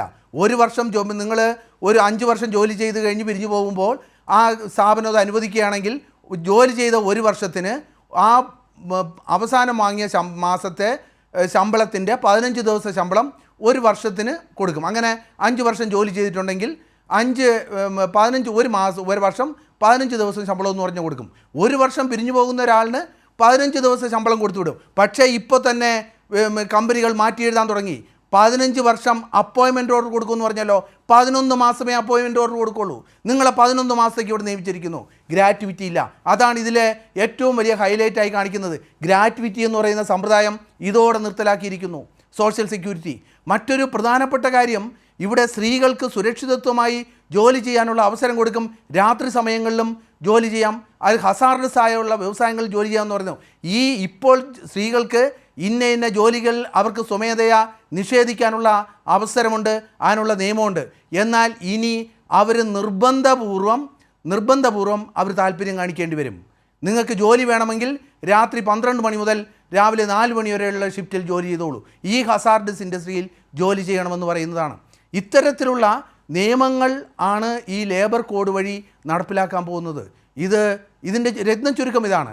ഈ ലേബർ കോഡ് എന്ന് പറയുന്നത് ഇന്ത്യയിൽ നിന്ന് പാസ്സാകുന്ന IITയും IIM പോലുള്ളവരിൽ നിന്ന് 38% പേർക്ക് തൊഴിലില്ലാതെ അലയുകയാണ് ഇന്ത്യ കണ്ടിട്ടുള്ള ഏറ്റവും വലിയ തൊഴിലില്ലായ്മയുടെ ഒരു രീതിയാണത്. ഇന്ത്യയിലെ 85% ലേബർ 50 കോടി വരുന്ന ലേബർ ഫോഴ്സിൽ 85% 35 വയസ്സിന് താഴെയുള്ളവരാണ്. എവരെയാണ് ഒരു തരത്തിലുള്ള ജോലി സുരക്ഷിതത്വമില്ലാതെ നിലനിർത്താൻ പോകുന്നത്? 50% പേരും 25 വയസ്സിന് താഴെയാണ്. ഇവിടെയാണ് 33% തൊഴിലില്ലായ്മ നിലനിൽക്കുന്നത്. ഇത്തരത്തിൽ രൂക്ഷമായ തൊഴിലില്ലായ്മ ഒരിടത്ത് അമേരിക്കയുടെ ഭീഷണിക്ക് വഴങ്ങി എന്തും ചെയ്യാമെന്ന് പറഞ്ഞ് നിലനിൽക്കുന്ന ഇന്ത്യയുടെ ട്രേഡ് ഉൾപ്പെടെയുള്ള ട്രേഡ് മന്ദീഭവിച്ചപ്പോൾ വിദൂരമായ ഭാവിയിൽ പോലുമല്ല അടുത്ത് തന്നെ വലിയൊരു സാമ്പത്തിക മാന്ദ്യം മുന്നിൽ കണ്ടുകൊണ്ട് ലോക മൂലധനത്തെ ആകർഷിക്കാൻ കഴിയുമെന്നുള്ളതിൽ ഇന്ത്യയിലെ തൊഴിലാളികൾ നൂറ്റാണ്ടുകളായി നേടിയെടുത്ത എല്ലാ നേട്ടങ്ങളെയും ഈ 4 ലേബർ കോഡിലൂടെ അവർക്ക് ഇല്ലാതെയാക്കുകയാണ്. ശരി, ഓക്കെ ഞാൻ മടങ്ങി വരാം. അഖിൽ ആദ്യഘട്ടത്തിൽ ഈ വേതനവുമായി ബന്ധപ്പെട്ട കാര്യങ്ങളാണ് വിശദീകരിച്ചതെങ്കിൽ ഇത് എങ്ങനെയാണ് പ്രാവർത്തികമാകുക എന്നുള്ളത് മോഹനകുമാർ ശരിയാവണ്ണം പറഞ്ഞു കഴിഞ്ഞു. പിന്നീട് അഖിൽ ആവർത്തിച്ചു പറഞ്ഞു ഇത് തൊഴിലാളികൾക്ക് അനുകൂലമായ നിയമമാണെന്ന്. നോക്കൂ, ഈ നിയമത്തിലൂടെ കടന്നു പോകുമ്പോൾ അല്ലെങ്കിൽ ഇതിന്റെ മാനദണ്ഡങ്ങളിലൂടെ കടന്നു പോകുമ്പോൾ ഏറ്റവും ശ്രദ്ധേയമായി തോന്നിയ ഒരു കാര്യം, മുൻപ് ഈ 100 തൊഴിലാളികളായിരുന്നു. ഇപ്പോൾ ഒരു തൊഴിൽ സ്ഥാപനം തൊഴിലുടമയ്ക്ക് അത് പിരിച്ചുവിടുകയോ അടച്ചുപൂട്ടുകയോ അത് ഏത് നിലയിലായാലും ശരി, ക്ലോഷർ ആണെങ്കിലും ലേ ഓഫ് ആണെങ്കിലും അതിന്റെ ഒക്കെ മാനദണ്ഡം എന്നുള്ളത് 100 തൊഴിലാളികൾ എന്നുള്ളതായിരുന്നു. അപ്പോൾ തൊഴിലാളികൾക്ക് അനുകൂലമാണെങ്കിൽ ആ നിയമം തൊഴിലാളികളുടെ എണ്ണത്തിൽ 100-ൽ നിന്നും 50 ആകുകയോ അല്ലെങ്കിൽ 100-ൽ കുറയുകയാണ് ചെയ്യേണ്ടത്. പക്ഷെ പുതിയ നിയമം വരുമ്പോൾ എങ്ങനെയാണ്? അത് 300-ആയി മാറുകയാണ്. അപ്പോൾ 300 തൊഴിലാളികൾ വരെ ജോലി ചെയ്യുന്ന സ്ഥാപനത്തിന് മാത്രം ഇത് മാനദണ്ഡം ആപ്ലിക്കബിൾ ആകുന്നു. ഇതിലെവിടെയാണ് അഖിൽ തൊഴിലാളികൾക്ക് ഫേവർ ആയിട്ടുള്ള നിലപാട്? ഒരു കാര്യത്തിന് മറുപടി പറഞ്ഞിട്ട് അസിതയുടെ ചോദ്യത്തിന് ഞാൻ ഉത്തരം പറയാം. ഒന്നാമത്തെ ഒരു മറുപടി, ദീർഘകാലം പാർലമെൻറ്റേറിയനായിരുന്ന ആറ്റിങ്ങൽ പോലുള്ള ഒരു പ്രദേശത്തിൽ നിന്നും MP ആയിരുന്ന പരിണിത സമ്പന്നനായ ഒരു CPM-ൻ്റെ നേതാവാണ് ഈ രാജ്യത്ത് താൽക്കാലിക നിയമനങ്ങൾ കൂടുന്നുവെന്ന് ആശങ്കപ്പെടുന്നത്. അങ്ങയോട് വിനീതോക്തമായി എനിക്കുള്ളൊരു മറുപടി, എൻ്റെ പ്രായം വരും, അങ്ങയുടെ രാഷ്ട്രീയ പരിചയം, അങ്ങയുടെ ആ ബഹുമാനം നിലനിർത്തി പറയുന്നു. അങ്ങയുടെ പാർട്ടി ഓഫീസിലേക്ക് പത്രം ദേശാഭിമാനി വായിക്കാനെങ്കിലും പോകുന്നുണ്ട് എങ്കിൽ, പാർട്ടി കമ്മിറ്റിയിൽ പങ്കെടുക്കുന്നുണ്ടെങ്കിൽ അങ്ങ് പാർട്ടി കമ്മിറ്റിയിൽ പറയേണ്ട ഒരു കാര്യമുണ്ട്. ഞാനൊരു യുവജന പ്രസ്ഥാനത്തിൻ്റെ ഭാരവാഹി എന്ന നിലയിൽ അങ്ങയോട് അഭ്യർത്ഥിക്കുന്നത്, കഴിഞ്ഞ 4.5 വർഷക്കാലത്തിനിടയിൽ കേരളത്തിൽ 1,17,000 ഈ താൽക്കാലിക നിയമനം കേരളത്തിൽ നടപ്പിലാക്കിയിട്ടുണ്ട്. ഇത് ആരാണ് സാർ നടപ്പിലാക്കിയത്? ഇത് ഏത് സർക്കാർ ഓഫീസിലാണ് നടപ്പിലാക്കിയത് സാർ? ഇത് ആരാണ് നടപ്പിലാക്കിയതും ഇതെവിടെയാണ് എന്നുള്ളതിന് ഉത്തരം അങ്ങയുടെ പാർട്ടിയും അങ്ങയും കേരളത്തിലെ പൊതുസമൂഹത്തിന് മുമ്പിൽ പറയണ്ടേ? അങ്ങ് അതിന് ബാധ്യസ്ഥനാണ്, അങ്ങയുടെ പാർട്ടി ബാധ്യസ്ഥനാണ്. ടേം അനുസരിച്ച് മന്ത്രിമാരുടെയും MLA-മാരുടെയും പേഴ്സണൽ സ്റ്റാഫിൽ പോലും മാറ്റം വരുത്തി പെൻഷൻ വാങ്ങിക്കുന്ന ഒരു പാർട്ടിയുടെ അംഗമാണ് വന്നിരുന്നത് ഈ രാജ്യത്ത് താൽക്കാലിക നിയമനങ്ങളുടെ എണ്ണം വർദ്ധിക്കുന്നു എന്ന് ആശങ്കപ്പെടുന്നത്. അങ്ങയോട് എനിക്ക് വിനീതയുക്തമായി പറയാനുള്ളത്, അങ്ങ് ഇതൊന്ന് പുനർപരിശോധിക്കണം. അങ്ങ് ഇതൊന്ന് പാർട്ടി നേതൃത്വത്തെ ഒന്ന് ബോധ്യപ്പെടുത്തുകയും വേണം. അങ്ങ് പറഞ്ഞ ഒരു വാക്യം ഞാൻ ഏറ്റെടുക്കുകയാണ്, മുടിയന്മാരായ മരുമകന്മാർ നാട് വിറ്റു തുലയ്ക്കുന്ന അവസ്ഥ കേരളത്തിലുമുണ്ട്. അതിൽ നിന്നും കേരളത്തെ രക്ഷിക്കാൻ അങ്ങയും അതിനോടൊപ്പം തന്നെ നിൽക്കണമെന്നൊരു ആഗ്രഹവും ഞാൻ അങ്ങയോടൊപ്പം പങ്കുവെക്കുന്നു. ഇനി അസിത ചോദിച്ച ചോദ്യത്തിന് മറുപടി, ഞങ്ങൾ പറയുന്നത്, ഞാൻ നേരത്തെ ആവർത്തിച്ചു പറഞ്ഞു, ഈ ചർച്ച നടക്കുന്ന സമയത്ത്, ഈ വേജ് കോഡുമായി ബന്ധപ്പെട്ട് ചർച്ച കേന്ദ്ര സർക്കാർ വിളിക്കുന്ന സമയത്ത് ഇതിൻ്റെ ഭാഗമായി വന്ന എല്ലാ തൊഴിലാളി സംഘടനകളും മുന്നോട്ട് വെച്ച ആശങ്കയും ആവലാതികളും എല്ലാം പരിശോധിക്കപ്പെടേണ്ടതാണ്. ഇതിൽ ഏതെങ്കിലും തരത്തിൽ അൻസിത സൂചിപ്പിച്ചതുപോലെ ഒരു വ്യവസായ സ്ഥാപനം ഉണ്ടാകുമ്പോൾ ആ വ്യവസായ സ്ഥാപനത്തിൻ്റെ മുന്നോട്ട് പോകലിനെ കൊണ്ടുപോകേണ്ടത് ആ സംസ്ഥാനവും ആ രാജ്യവും അതിൻ്റെ ഭരണത്തിന് നേതൃത്വം നൽകുന്നവരുമെല്ലാം എല്ലാമാണ്. അതിന് പൂർണ്ണമായ ബോധ്യവും ഉത്തരവാദിത്വവും എല്ലാം എനിക്ക് മനസ്സിലാകുന്നുമുണ്ട്. ഞാൻ ചോദിക്കുന്നത്, അങ്ങ് ചോദിച്ച ചോദ്യത്തിന് എൻ്റെ ഉത്തരം, ഒരു വ്യവസായ സ്ഥാപനം നടക്കുമ്പോൾ, നമ്മുടെ നാട്ടിൽ വ്യവസായ സ്ഥാപനം നടത്താൻ മോഹവുമായി എത്തി സർട്ടിഫിക്കറ്റ് കിട്ടാതെ മരിച്ചുപോയ ആൾക്കാരുള്ള നാടാണ്. ഈ ആന്തൂർ പോലുള്ള കണ്ണൂർ ജില്ലയിലെ ആന്തൂർ പോലുള്ള മുനിസിപ്പാലിറ്റിയിൽ നിന്ന് ഒരു സർട്ടിഫിക്കറ്റ് കിട്ടാൻ സാധ്യതയില്ലാതെ ലക്ഷങ്ങൾ മുടക്കിയിട്ട് പോലും ഒരു സർട്ടിഫിക്കറ്റ് മുടക്കാൻ കിട്ടാതെ ആത്മഹത്യ ചെയ്യേണ്ടി വന്ന മലയാള നാട്ടിലിരുന്നാണ് നമ്മളിത് ചർച്ച ചെയ്യുന്നത്. അങ്ങനെ ചർച്ച ചെയ്യുമ്പോൾ നമുക്ക് ആശങ്കയുണ്ട്, തൊഴിലാളികളുടെ പ്രശ്നങ്ങളിൽ ആശങ്കയുണ്ട് എങ്കിൽ അത് പരിഹരിക്കപ്പെടുക തന്നെ വേണമെന്ന അഭിപ്രായം തന്നെയാണ് എനിക്ക്. 300 പേരാണ് ഉള്ളതെങ്കിൽ ആ നാട്ടിൽ ഞാൻ ഇത് ആവർത്തിച്ച് പറയുമ്പോൾ ഇത് ഒരു കാര്യം നിങ്ങൾ ആവർത്തിച്ചു പറയുമ്പോൾ ഇവിടെ പ്രഖ്യാപിക്കുന്ന സമയത്ത് ഇനിയും ആശങ്കകൾ ഉണ്ടെങ്കിൽ ചർച്ച ചെയ്യാം, അത് മാറ്റണം എന്ന് ബിജെപിയുടെ ഒരു പ്രതിനിധി പറയുമ്പോൾ അത് എങ്ങനെയാണ് ശരിയാകുന്നത്? അപ്പോൾ ബിജെപിക്ക് തന്നെ ബോധ്യമുണ്ടോ ഇത്തരം ആശങ്കകൾ ഒന്നും പരിഹരിക്കപ്പെട്ടിട്ടില്ല എന്ന്? അയ്യോ, നിലപാടുകൾ അൽസിത ഇത് ഇരുമ്പോലൊക്കെയൊന്നും അല്ല. മാറ്റങ്ങൾ ഉണ്ടെങ്കിൽ മാറ്റണം, അതിന് ഒരു അഭിപ്രായ വ്യത്യാസവുമില്ല. ഞാൻ പറയുന്നത് ഇത് കോഡ് നടപ്പിലാക്കാൻ വേണ്ടി മുന്നോട്ട് വെച്ചതല്ലേ. നിങ്ങളുടെ ടിവിയുടെ താഴെ സ്ക്രോൾ എഴുതി കാണിക്കുന്നുണ്ട് കേരളത്തിന്റെ തൊഴിൽ വകുപ്പ് മന്ത്രി ട്രേഡ് യൂണിയൻ അവകാശങ്ങളെ ദുർബലപ്പെടുത്തുന്നതൊന്നും ഈ കേരള നാട്ടിൽ നടപ്പിലാക്കുന്നില്ല എന്ന്. അദ്ദേഹം കൈകാര്യം ചെയ്യുന്ന മറ്റു വകുപ്പിലും ഇതുപോലെ വന്ന കാര്യങ്ങൾ നടപ്പിലാക്കിയത് നമ്മൾ കണ്ടതാണ്. അതുകൊണ്ടാണ് ഞാൻ പറയുന്നത് അസിത, ഞാൻ ആവർത്തിച്ചു പറയുന്നതും അതുകൊണ്ടാണ്. എന്തെങ്കിലും മാറ്റം വരുത്തേണ്ടതുണ്ട് എങ്കിൽ നേരത്തെ ചന്ദ്രശേഖർ സാർ പറഞ്ഞതുപോലെ പരിണതപ്രജ്ഞനായ ട്രേഡ് യൂണിയൻ പ്രവർത്തകനായ അദ്ദേഹം പറഞ്ഞില്ലേ, ഇത് കാലാനുസൃതമായി മാറ്റങ്ങൾ ഉണ്ടാവും. ആ മാറ്റങ്ങളാണെന്ന് ഇന്ത്യൻ മഹാരാജ്യത്തുണ്ടായിരുന്ന തൊഴിൽ നിയമങ്ങളിൽ ഈ കാലഘട്ടത്തിലെ മാറ്റമാണ് ഈ വേജ് കോഡ് വന്നത്. അങ്ങനെ മാറ്റം വന്നുകൊണ്ടേയിരിക്കും. ആ മാറ്റത്തിന് ഒരു പ്രശ്നമില്ല. അങ്ങനെ മാറാതിരിക്കാൻ ഇത് ഇരുമ്പോലൊക്കെയൊന്നുമല്ല. അങ്ങനെ മാറ്റം ഉണ്ടാകണമെന്ന് അച്ഛതയ്ക്ക് അത് മനസ്സിലാകത്തുള്ളൂ. പിന്നെ ഒരു കാര്യം കൂടി മോഹനകുമാർ സാർ, ഞാൻ ഒരു കാര്യം കൂടി അച്ഛത ഒരു കാര്യം കൂടി മോഹനകുമാർ സാർ പറഞ്ഞല്ലോ, നിർബന്ധിതമായി സ്ത്രീകൾ ജോലി ചെയ്യേണ്ടി വരുമെന്ന്. അങ്ങനെ ഒരു നിയമത്തിലും പറയുന്നില്ല. ഏകപക്ഷീയമായി ഒരു നിയമം അങ്ങ് കൊണ്ടുവരികയാണ്. അതിനുശേഷം ട്രേഡ് യൂണിയനുകളുമായി ചർച്ച ചെയ്യുന്ന ഘട്ടത്തിൽ എല്ലാ ട്രേഡ് യൂണിയനുകളും BMS അടക്കം ഒരുപാട് വിയോജിപ്പുകൾ പറഞ്ഞു. ഒന്നും പരിഹരിക്കപ്പെട്ടിട്ടില്ല. ഇനി ഇവിടെ ഇത് എങ്ങനെ പരിഹരിക്കും? ആരിത് ചർച്ച നടത്തും? ആരിതിൽ മാറ്റം വരുത്തുമെന്നുള്ളതാണ് അഖിൽ വിശ്വസിക്കുന്നത്. അഖിലിന്റെ വിശ്വാസം പറയൂ, ജനങ്ങൾ കൂടി അത് വിശ്വസിക്കട്ടെ. അല്ല, ഞാൻ എൻ്റെ വിശ്വാസമല്ല, ഞാൻ എൻ്റെ ബോധ്യമാണ് നിങ്ങളോട് പറഞ്ഞത്. ഞാൻ നിങ്ങളോട് പറഞ്ഞത് എന്താണ്, ഇത് കോഡ് അവതരിക്കപ്പെട്ടതാണുള്ളത്. ഇനി ഇത് പാർലമെന്റിലേക്ക് വരില്ലേ? ഇനി പാർലമെന്റ് കൂടാൻ പോകുന്നതല്ലേ? അപ്പോൾ പാർലമെന്റിൽ ഇവിടെ നിന്നും കുറെ എംപിമാർ പോയിട്ടില്ലേ? നിങ്ങളുടെ എംപിമാരും പോയിട്ടില്ലേ? ഇടതുപക്ഷ എംപിമാർ പുതിയ തൊഴിൽ നിയമങ്ങൾ തൊഴിൽ സുരക്ഷയെ ബാധിക്കുന്നു എന്ന് പറഞ്ഞ നിങ്ങളുടെ രാജ്യസഭാ അംഗങ്ങൾ വരെ ഉണ്ടെന്ന്. അവരൊന്ന് പോയി പാർലമെന്റിനകത്ത് പറയട്ടെ, ഇവർക്ക് എന്താ ജോലി എന്ന്. പാർലമെന്റിൽ പോയി ഇവർക്ക് എന്താ ജോലി? പാർലമെന്റിൽ നിയമ നിർമ്മാണ സഭയാണ് പാർലമെന്റ് എന്ന് പറയുന്നത്. ആ നിയമനിർമ്മാണ സഭയിൽ അവർ പോയി ഇത് അവതരിപ്പിക്കട്ടെന്ന് അവതരിപ്പിച്ച് ആ നിയമത്തിൽ എന്തെങ്കിലും ബാധ്യതയുണ്ട് അല്ലെങ്കിൽ ആ നിയമത്തിൽ എന്തെങ്കിലും പ്രശ്നമുണ്ട് എങ്കിൽ അത് പരിഹരിക്കപ്പെടണമെന്ന്. അങ്ങനെ ഒന്നും ഞാൻ പറയുന്നത് ഇന്ത്യ മഹാരാജ്യത്തെ ഇന്ത്യ സർക്കാർ, ഭാരത സർക്കാർ, ഭാരതത്തിൽ നേതൃത്വം നൽകുന്ന BJP സർക്കാർ ഒരു ജനതയ്ക്കും ഇന്ത്യ മഹാരാജ്യത്തിൽ കന്യാകുമാരി മുതൽ കാശ്മീരം വരെയുള്ള ഒരാൾക്കും ഒരു ദോഷവും വരുന്ന ഒരു കാര്യവും ചെയ്യണമെന്ന് ആഗ്രഹിക്കുന്ന പാർട്ടിയോ ഭരണമോ അല്ല.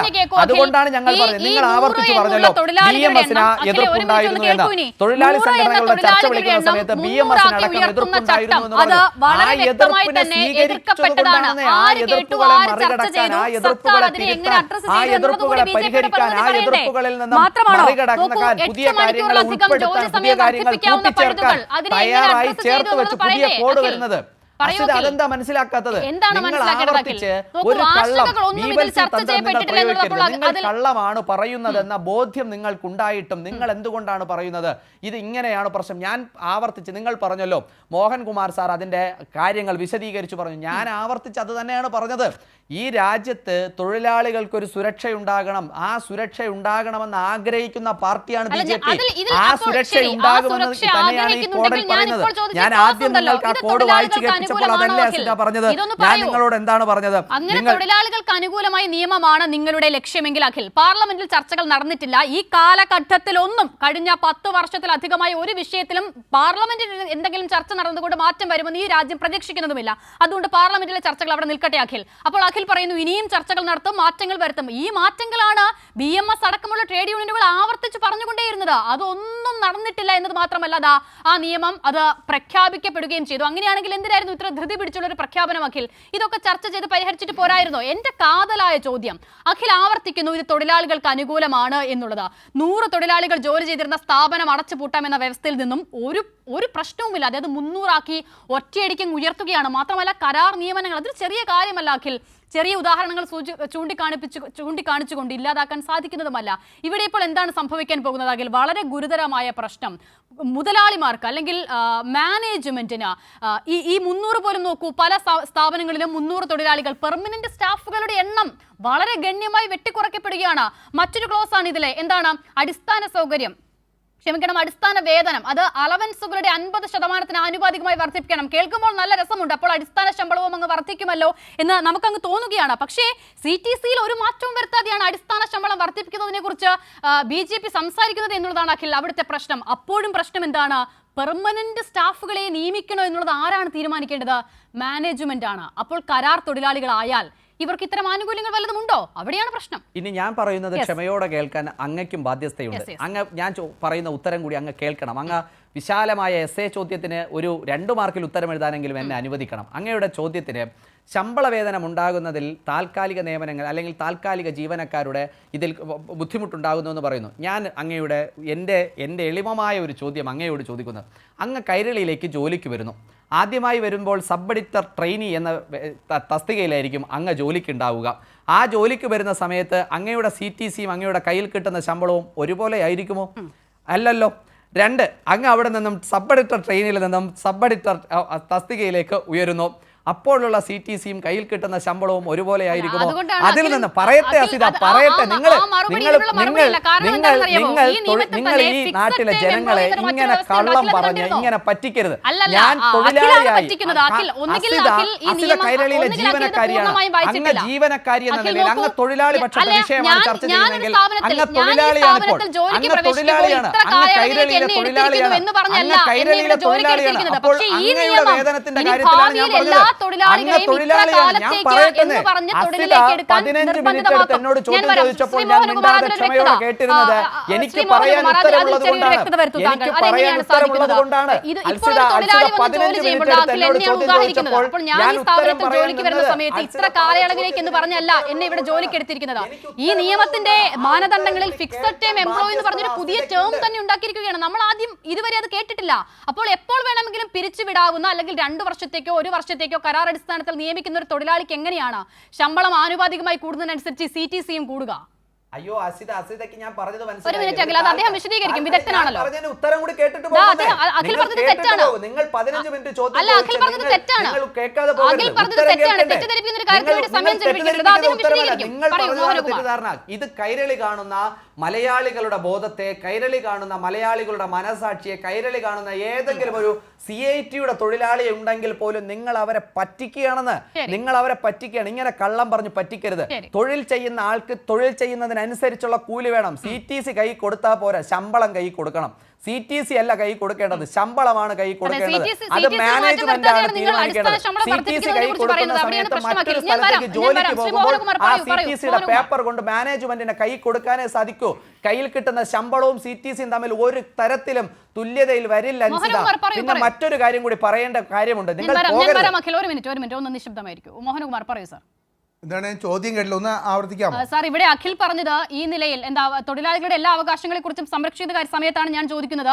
ഈ 100 തൊഴിലാളികൾ ജോലി ചെയ്യുന്ന സ്ഥാപനം എന്നുള്ളത് ഇപ്പോൾ 300-ആയി ഉയർത്തിയിട്ടുണ്ട്. അതായത് ഏത് സമയവും അടച്ചുപൂട്ടാവുന്ന നിലയിലേക്ക് അത് മാറുന്നു. ഇതിലെവിടെയാണ് തൊഴിലാളിക്ക് അനുകൂലമായ നിയമം എന്നുള്ളത് ഒന്നാമത്തെ ചോദ്യം. 2, ഈ അടിസ്ഥാന ശമ്പളവുമായി ബന്ധപ്പെട്ട് കേൾക്കുമ്പോൾ വളരെ മോഹന വാഗ്ദാനം എന്ന് തോന്നുന്ന ഒന്നാണ്. അപ്പോൾ അഖിൽ എന്നെ ഉദാഹരിക്കുന്നു. ഞാൻ ഈ സ്ഥാപനത്തിൽ ജോലിക്ക് പ്രവേശിക്കുന്ന സമയത്തുണ്ടായിരുന്ന വേതനമാണോ ഇപ്പോഴും ഉള്ളതെന്നോ? ഒരിക്കലും അത് അങ്ങനെയല്ല. കാരണം ഞാനൊരു കരാർ തൊഴിലാളിയായല്ല ഈ സ്ഥാപനം എന്നെ എടുത്തിരിക്കുന്നത്. പക്ഷേ ഈ വ്യവസ്ഥ എന്താണ്? കരാർ തൊഴിലാളികളെ കൂടുതലായി നിയമിക്കാൻ ബാധ്യസ്ഥപ്പെടുത്തും.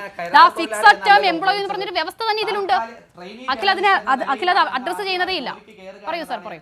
സമയം പരിശോധിച്ചതിന് ശേഷമാണ് കൈരളിയുടെ മാനേജ്മെന്റ് അങ്ങേക്ക് സ്ഥിരമായി ഇവിടെ വേണമോ, അതിനാണ് ഇന്റേൺഷിപ്പ്. പറയൂ സാർ, പറയൂ.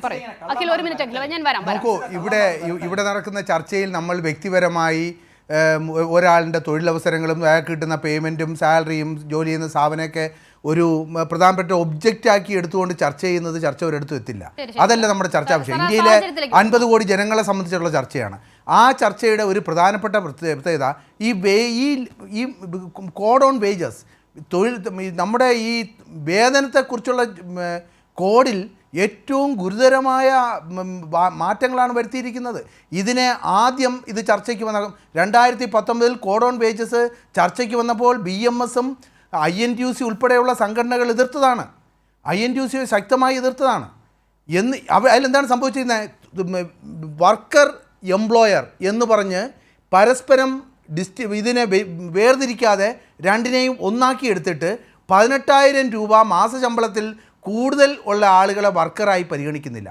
അപ്പോൾ ഈ പറയുന്ന ലേബർ കോഡിൽ നിന്ന് എന്തെങ്കിലും തരത്തിലുള്ള നിയമപരമായ സംരക്ഷണം ഉണ്ടെങ്കിൽ 18,000 രൂപ മാസശമ്പളത്തിന് മുകളിലുള്ളവർ അതിലേക്ക് വരുന്നില്ല എന്നർത്ഥം.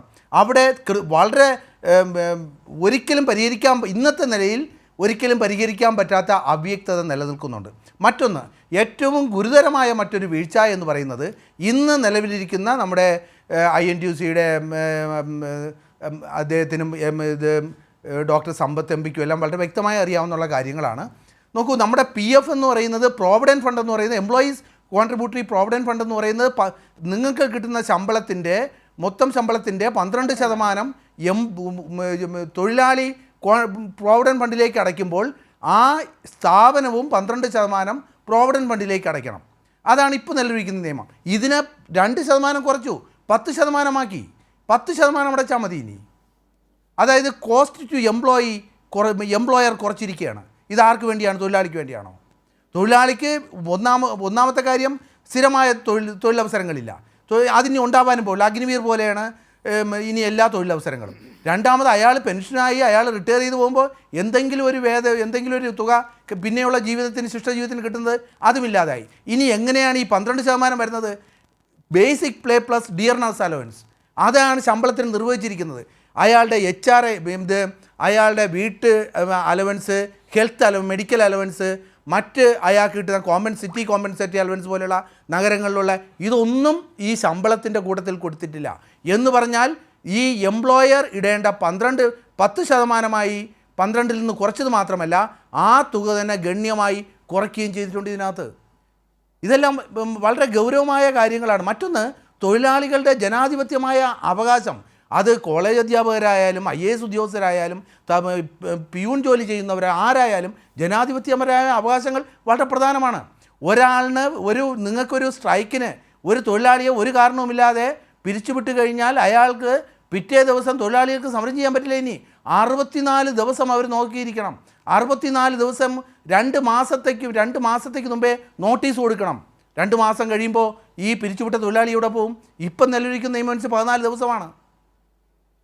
എന്നിട്ട് ഏതെങ്കിലും തരത്തിൽ ചർച്ച നടക്കുകയാണെങ്കിൽ ചർച്ച നടക്കുന്ന സമയം ഇപ്പം നിലവിലിരിക്കുന്ന നിയമം 7 ദിവസം കൺസിലേറ്ററി പീരീഡ് സമരം പാടില്ല. ആ കൺസിലേറ്ററി പീരീഡിനെ പറ്റി ഏകദേശം നിശബ്ദമാണ്. ഈ ചർച്ച നടക്കുന്നു എന്ന് പറയുന്ന പീരീഡിൽ നിങ്ങൾ ഒരു തരത്തിലുള്ള സമരങ്ങളും പാടില്ല. ഇത്തരത്തിൽ നിയമത്തിൻ്റെ ഏത് വശമെടുത്ത് പരിശോധിച്ചാലും അത് തൊഴിലാളികൾ നൂറ്റാണ്ടുകളായി സമരം ചെയ്ത് നേടിയെടുത്ത എല്ലാ നിയമങ്ങളും 29, നേരത്തെ ഡോക്ടർ സമ്പത്ത് MP ഇവിടെ പറഞ്ഞതുപോലെ 29 നിയമങ്ങളെ ക്രോഡീകരിച്ചിട്ട് 4 എണ്ണമാക്കി അത് 222 പേജിൽ ക്രോഡീകരിച്ചിട്ട് ഇതാണ് ഇനി മുതൽ ഇവിടെ പ്രവർത്തിക്കുന്നത്. പക്ഷേ പ്രവർത്തിക്കുമ്പോൾ നോക്കുമ്പോൾ എന്താണ് പറയുന്നത്? ഇതുവരെ കറണ്ട് ഉപയോഗിച്ച് 10 തൊഴിലാളികളും കറണ്ട് ഇല്ലാതെ 20 തൊഴിലാളികളും ജോലി ചെയ്യുന്ന എല്ലാ സ്ഥാപനങ്ങളും ഫാക്ടറി ആക്ടിനകത്ത് വരും. നമ്മളുടെ മൈക്രോ ഇൻഡസ്ട്രീസ് MSME എന്ന് പറയുന്ന ആ സമുച്ചയത്തിനകത്ത് 98% മൈക്രോ ഇൻഡസ്ട്രീസാണ്. 4-5 തൊഴിലാളികൾ ജോലി ചെയ്യുന്ന സ്ഥാപനങ്ങളാണ്. ഇനി മുതൽ കറണ്ട് ഉപയോഗിക്കാതെ 40 തൊഴിലാളികൾ ജോലി ചെയ്യുന്ന സ്ഥാപനം മാത്രമേ ഫാക്ടറി ആക്റ്റായിട്ട് നിർവചിക്കപ്പെടുന്നുള്ളൂ. അപ്പോൾ അത് 39 തൊഴിലാളികൾ ജോലി ചെയ്താൽ അവർക്ക് ഈ തൊഴിൽ സംബന്ധമായ ഒരു സുരക്ഷയും കിട്ടില്ല. ഇലക്ട്രിസിറ്റി ഉപയോഗിച്ച് 10 തൊഴിലാളികളോ അതിൽ കൂടുതലോ ജോലി ചെയ്യുന്ന ആളുകൾക്ക് നിയമപരമായ industrial relations act, industrial disputes ആക്റ്റും ഒക്കെ അനുസരിച്ചുള്ള സുരക്ഷിതത്വം കിട്ടുമായിരുന്നു. ഇനി അത് 20 തൊഴിലാളികളായി വർദ്ധിപ്പിച്ചു. ഏത് സാഹചര്യത്തിലാണ് ഇത്തരത്തിലുള്ള വർധന ഉണ്ടാക്കിയത്? നോക്കൂ, മൈഗ്രൻ്റ് ലേബറേഴ്സിൻ്റെ കാര്യം എടുത്താൽ 50 മൈഗ്രൻ്റ് ലേബറേഴ്സിനെ ബീഹാറിൽ നിന്നോ ഛത്തീസ്ഗഡിൽ നിന്നോ ബംഗാളിൽ നിന്നോ ഇവിടെ കൊണ്ടുവന്ന് ഏത് ഹീനമായ സാഹചര്യത്തിലും താമസിപ്പിച്ച് ജോലി ചെയ്ത് ആ കോൺട്രാക്ടർ അവർക്ക് കിട്ടുന്ന ശമ്പളത്തിൻ്റെ ഭൂരിഭാഗവും കൈക്കലാക്കിയാലും അയാൾക്ക് ആരോടും ഒരു കാര്യങ്ങളും റിപ്പോർട്ട് ചെയ്യേണ്ടതില്ല. ഇപ്പോൾ നിലവിൽ 10 50 തൊഴിലാളി വരെ ആവാം. അതായത് ലേബർ ക്യാമ്പുകൾ ഇങ്ങനെ രാജ്യത്തിൻ്റെ പല ഭാഗത്തും കുന്നുകൂടും. ഇത്തരത്തിലുള്ള ഏത് ഡയമെൻഷനിൽ നിന്ന് നോക്കിയാലും വളരെ രൂക്ഷമായ ഈ തൊഴിലാളികൾ നൂറ്റാണ്ടുകളായി നേടിയെടുത്ത എല്ലാ അവകാശങ്ങളും 222 പേജുകളിലായി ചുരുക്കി ഇല്ലാതെയാക്കി. അവർക്ക് ഒരു തരത്തിലുള്ള അവകാശങ്ങളും ഇല്ല. ഇനി ഒരു സ്ഥാപനം ഏതെങ്കിലും തരത്തിൽ തൊഴിലാളി വിരുദ്ധ പ്രവർത്തനങ്ങൾ നടത്തുന്നു, PF കോൺട്രിബ്യൂഷൻ അടയ്ക്കുന്നില്ല എന്ന് വന്നാൽ PF ഇൻസ്പെക്ടേഴ്സ് ഉണ്ട്. ആ ഇൻസ്പെക്ടർ അല്ലെങ്കിൽ എംപ്ലോയ്മെൻറ്റ് ഓഫീസേഴ്സ് ഉണ്ട്, അവർക്ക് അവിടെ എംപ്ലോയ്മെൻറ്റിൽ ഇൻസ്പെക്ടേഴ്സ് ഉണ്ട്, ഇൻസ്പെക്ടേഴ്സിന് പോയി പരിശോധിക്കാം. ഇനി അത് പറ്റില്ല. ഇപ്പോൾ ആ പേര് മാറ്റിയിട്ട് പറഞ്ഞ ഇൻസ്പെക്ടേഴ്സ് കം ഫെസിലിറ്റേറ്റർ. ആരുടെ ഫെസിലിറ്റേറ്റ് ചെയ്യുന്ന ആൾ? തൊഴിലാളികളുടെ സുരക്ഷിതത്വം ഉറപ്പുവരുത്തുന്നുണ്ടെന്ന് നോക്കാൻ വേണ്ടി നിയമിച്ചിരിക്കുന്ന ഇൻസ്പെക്ടേഴ്സിനെ റീനെയിം ചെയ്തിട്ട് അതിനെ ആക്കി വച്ചിരിക്കുന്ന പേര് ഫെസിലിറ്റേറ്റർ ഓഫ് ക്യാപിറ്റൽ. നിങ്ങൾ മൂലധനത്തെ ഫെസിലിറ്റേറ്റ് ചെയ്യൂ, ഇനി നിങ്ങൾ തൊഴിലാളികളെ ഫെസിലിറ്റേറ്റ് ചെയ്യേണ്ട. ഇനി അങ്ങനെ ഒരു നിലവിലിരിക്കുന്ന നിയമം അനുസരിച്ച് ഈ ഇൻസ്പെക്ടർക്ക് പോലീസിൻ്റെ സഹായം വേണമെങ്കിൽ തേടി ആ സ്ഥാപനത്തിൽ നിയമവിരുദ്ധ പ്രവർത്തനങ്ങൾ നടക്കുന്നെങ്കിൽ എൻട്രി ചെയ്യാം. ഇനി അത് പറ്റില്ല, ഗവൺമെൻറ്റിൻ്റെ പെർമിഷൻ വേണം. ഞാൻ മടങ്ങി വരാം. ശ്രീ എൻ ചന്ദ്രശേഖരൻ, നോക്കൂ, ഈ നിയമത്തിന്റെ ആകെത്തുകയിലുള്ള കാര്യങ്ങളിലൂടെ കടന്നു പോകുമ്പോൾ ഓരോ നിയമങ്ങളും അല്ലെങ്കിൽ ഓരോ വരികളും രൂപപ്പെടുത്തി വെച്ചിരിക്കുന്നത് ഒരു ട്രേഡ് യൂണിയൻ ഫ്രീ അറ്റ്മോസ്ഫിയർ എന്നൊരു ആശയത്തിലേക്ക് ഇവിടുത്തെ തൊഴിൽ മേഖലയെ കൊണ്ടുപോകുക എന്നതാണോ ഇതിന്റെ അജണ്ട, ഒളിച്ചു കടത്താൻ ശ്രമിക്കുന്ന അജണ്ട എന്ന് തോന്നിപ്പോകുന്നുണ്ട് ശ്രീ ചന്ദ്രശേഖരൻ? അങ്ങനെ ഒരു ആശങ്കയുണ്ടോ? അങ്ങനെ ഒരു രാജ്യത്ത്, ഇന്ത്യ പോലെ ഒരു രാജ്യത്ത് ട്രേഡ് യൂണിയനുകളെ പൂർണ്ണമായും ഇല്ലാതാക്കിക്കൊണ്ട് അല്ലെങ്കിൽ ട്രേഡ് യൂണിയനുകളുമായി ബന്ധപ്പെടുന്നത് തൊഴിലാളികൾക്ക് പേടി തോന്നുന്ന തരത്തിൽ ഇതിലെ കാര്യങ്ങൾ മാറ്റുകയാണ്. അപ്പോൾ അങ്ങനെ ഒരു സംവിധാനം സാധ്യമാണോ ഇവിടെ?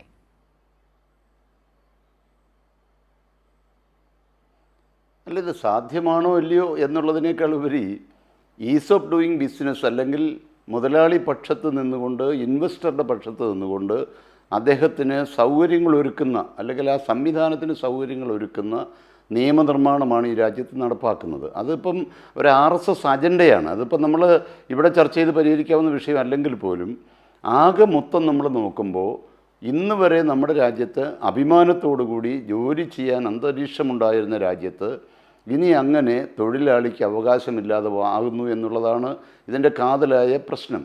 അപ്പോൾ അതുകൊണ്ടാണ് തൊഴിലാളി സംഘടനകളെല്ലാം ഇതിനെ എതിർക്കുന്നത്. ഈ പരിഷ്കാരം വേണ്ട. അപ്പോൾ BMS അടക്കമുള്ള സംഘടനകൾ 2014 വരെ BMS ദേശീയ ട്രേഡ് യൂണിയൻ ഐക്യവേദിയിലുണ്ടായിരുന്നു. 14 മുതൽ അവർക്ക് എന്ത് പറ്റിയെന്ന് ചോദിച്ചാൽ അവരോട് തന്നെ ചോദിക്കണം. അത് BJPയുടെ ഒരു സഹപ്രവർത്തകൻ വന്ന് അതിനെക്കുറിച്ച് പറയാൻ അദ്ദേഹത്തിന് കഴിയുമായിരിക്കത്തില്ല. എന്തായാലും ശരി, ഇതൊരു വലിയ ദൂരവ്യാപകമായ പ്രത്യാഘാതം എല്ലാ മേഖലകളിലും.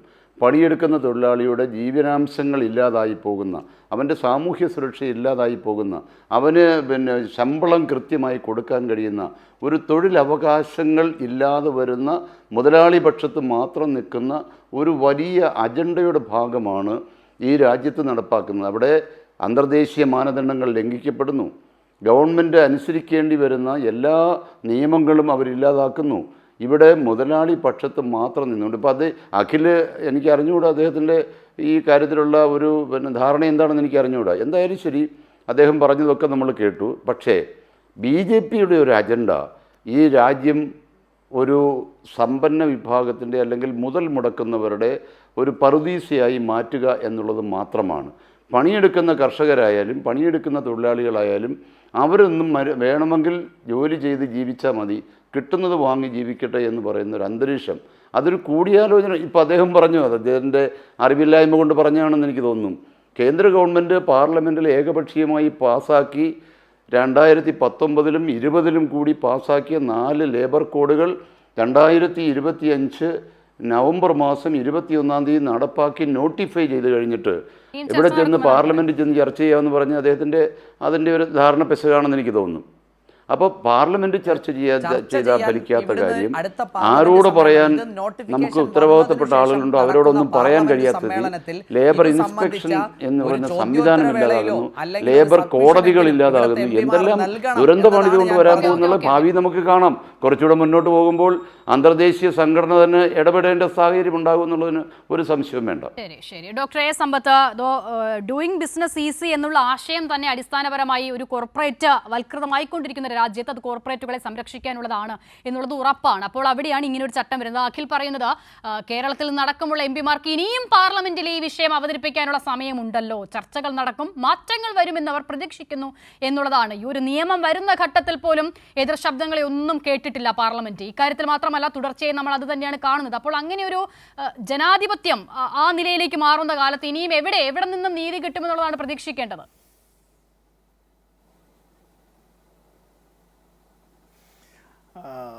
നോക്കൂ, ഇന്ത്യയിലെ ഇന്ന് അധികാരത്തിലുള്ള BJPയുടെ നേതൃത്വത്തിലുള്ള NDA ഗവൺമെൻറ്, അത് BJPക്ക് ഒറ്റയ്ക്ക് ഭൂരിപക്ഷമില്ല, മൂന്നാമത്തെ തവണ എന്ന് നമ്മൾ പറയുമ്പോഴും ഇപ്പോൾ ഈ ലേബർ കോഡുകൾ വരുന്നത് 2019 ജൂലൈ മാസം 30-ാം തീയതിയാണ്.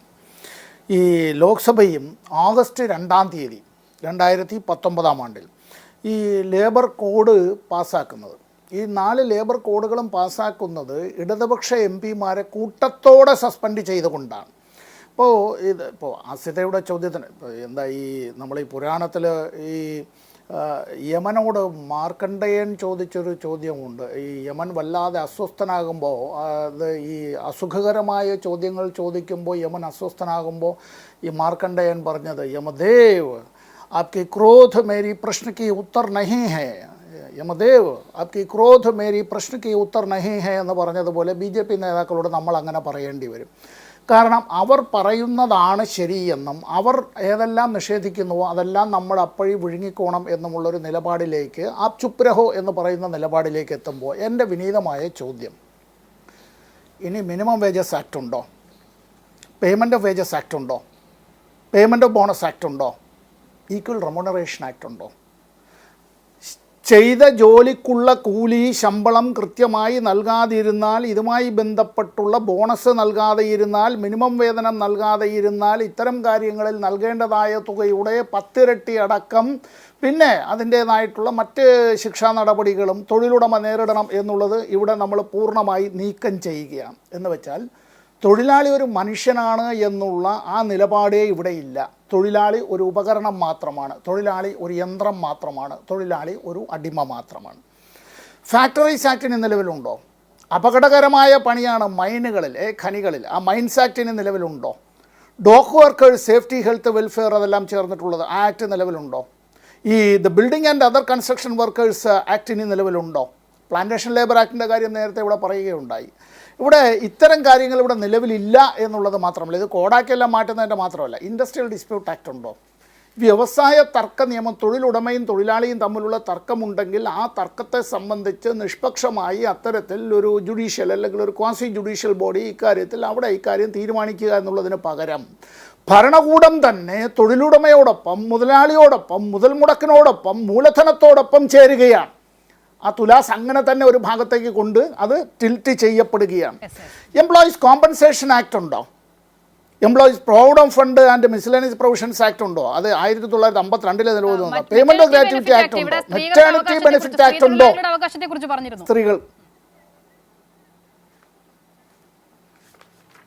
അല്ല, ഇതെല്ലാം ഇല്ലാതാവുകയാണ്. എല്ലാം തൊഴിലുടമ തീരുമാനിക്കും എന്നുള്ളതാണ്. ദ ഹയർ ആൻഡ് ഫയർ പോളിസിയിലേക്ക് കാര്യങ്ങൾ തിരിച്ചെത്തുകയാണ്. ഇവിടെ എത്തുമ്പോഴത്തേക്ക് ഇന്ത്യയിലെ ഞാൻ ഒറ്റ മിനിറ്റ് കൊണ്ട് തീർത്ത്, ഇന്ത്യയിലെ ഏറ്റവും പ്രധാനപ്പെട്ട മേഖല ഏതാ? തൊഴിൽ മേഖലയാണ്. എന്തുകൊണ്ടാണ്? 50 കോടിയോളം ആളുകളാണ് പ്രത്യക്ഷമായും പരോക്ഷമായും ഇവിടെ സ്ഥിരം ജീവനക്കാരുടെ എത്രയോ ഇരട്ടിയായി ഈ താൽക്കാലികമായി അല്ലെങ്കിൽ മറ്റു വിധത്തിലുള്ള കൂലികൾ ചെയ്തും ഒക്കെ പണികൾ. അതിൽ ഏറ്റവും കൂടുതൽ ആളുകൾ ആരാണ്? ഏറ്റവും കൂടുതൽ ആളുകൾ സ്ത്രീകളാണ്. ഈ 50 കോടി ആളുകളെന്ന് പറയുന്നത് ലോകത്തിലെ പല രാഷ്ട്രങ്ങളുടെയും ജനസംഖ്യ, US-ൻ്റെ ജനസംഖ്യയുടെ ഇരട്ടിയാണ്. ഇനി ഞാനൊരു കാര്യം, ഇതെല്ലാം നമ്മൾ മാറ്റുന്നു എന്ന് വയ്ക്കുന്നു, പാർലമെൻറ്റിൽ ചർച്ച ചെയ്തുകൂടെ എന്നുള്ള കാര്യത്തിൽ പാർലമെൻറ്റിൽ നടത്തിയൊക്കെ നമുക്കറിയാം. ഇന്ത്യയുടെ ഭരണഘടനയുടെ ആർട്ടിക്കിൾ 263 263 അതനുസരിച്ച് ഇന്ത്യയുടെ ഭരണഘടനയിൽ ഒരു ഇൻ്റർ സ്റ്റേറ്റ് കൗൺസിലുണ്ട്. ആ ഇൻ്റർ സ്റ്റേറ്റ് കൗൺസിലിൻ്റെ ആദ്യത്തെ യോഗം വിളിച്ചു കൂട്ടിയത് VP സിംഗിൻ്റെ ഗവൺമെൻറ്റിൻ്റെ കാലത്താണ്. 6 മാസത്തിലൊരിക്കൽ കൂടേണ്ടതായിട്ടുള്ള ഇൻ്റർ സ്റ്റേറ്റ് കൗൺസിൽ ഇപ്പോൾ കഴിഞ്ഞ ഒരു 10 കൊല്ലക്കാലത്തിനിടയിൽ എത്ര തവണ കൂടി? ആ ഇൻ്റർ സ്റ്റേറ്റ് കൗൺസിൽ എപ്പോഴാണ് ഇതൊരു അജണ്ടയായി വെച്ചിരുന്നത്?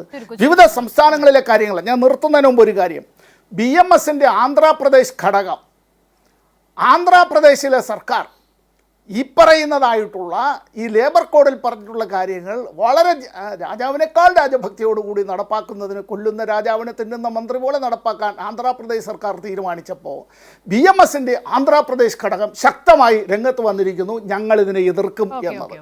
ഇവിടെ വിഷയം ജീവനാണ്, ജീവിതമാണ്. തൊഴിലും കൂലിയും സംരക്ഷിക്കുക എന്നുള്ളത് ഏറ്റവും പ്രധാനപ്പെട്ട ഒരു കാര്യമാണ്. എല്ലാ തൊഴിലാളി സംഘടനകളും അവിടെ ഒരുമിച്ച് തന്നെ നിന്നേ മതിയാവുകയുള്ളൂ. കാരണം തൊഴിലാളികളുണ്ടെങ്കിൽ തൊഴിലാളി സംഘടനയുള്ളൂ. ഇവിടെ റൈറ്റ് ടു സ്ട്രൈക്ക് എന്നുള്ളത്, പണിമുടക്കാനുള്ള അവകാശം എടുത്തു കളയുക എന്ന് വെച്ചാൽ തൊഴിലാളിയെ തൊഴിലാളികൾക്ക് അനുകൂലമാണോ കോർപ്പറേറ്റുകൾക്ക് അനുകൂലമാണോ എന്നുള്ള ചർച്ചകൾ തുടരട്ടെ. വളരെ നന്ദി. ന്യൂസ് ആൻഡ് വ്യൂസിൽ സഹകരിച്ച 4 പേർക്കും. ന്യൂസ് ആൻഡ് വ്യൂസ് പൂർണ്ണമാകുന്നു.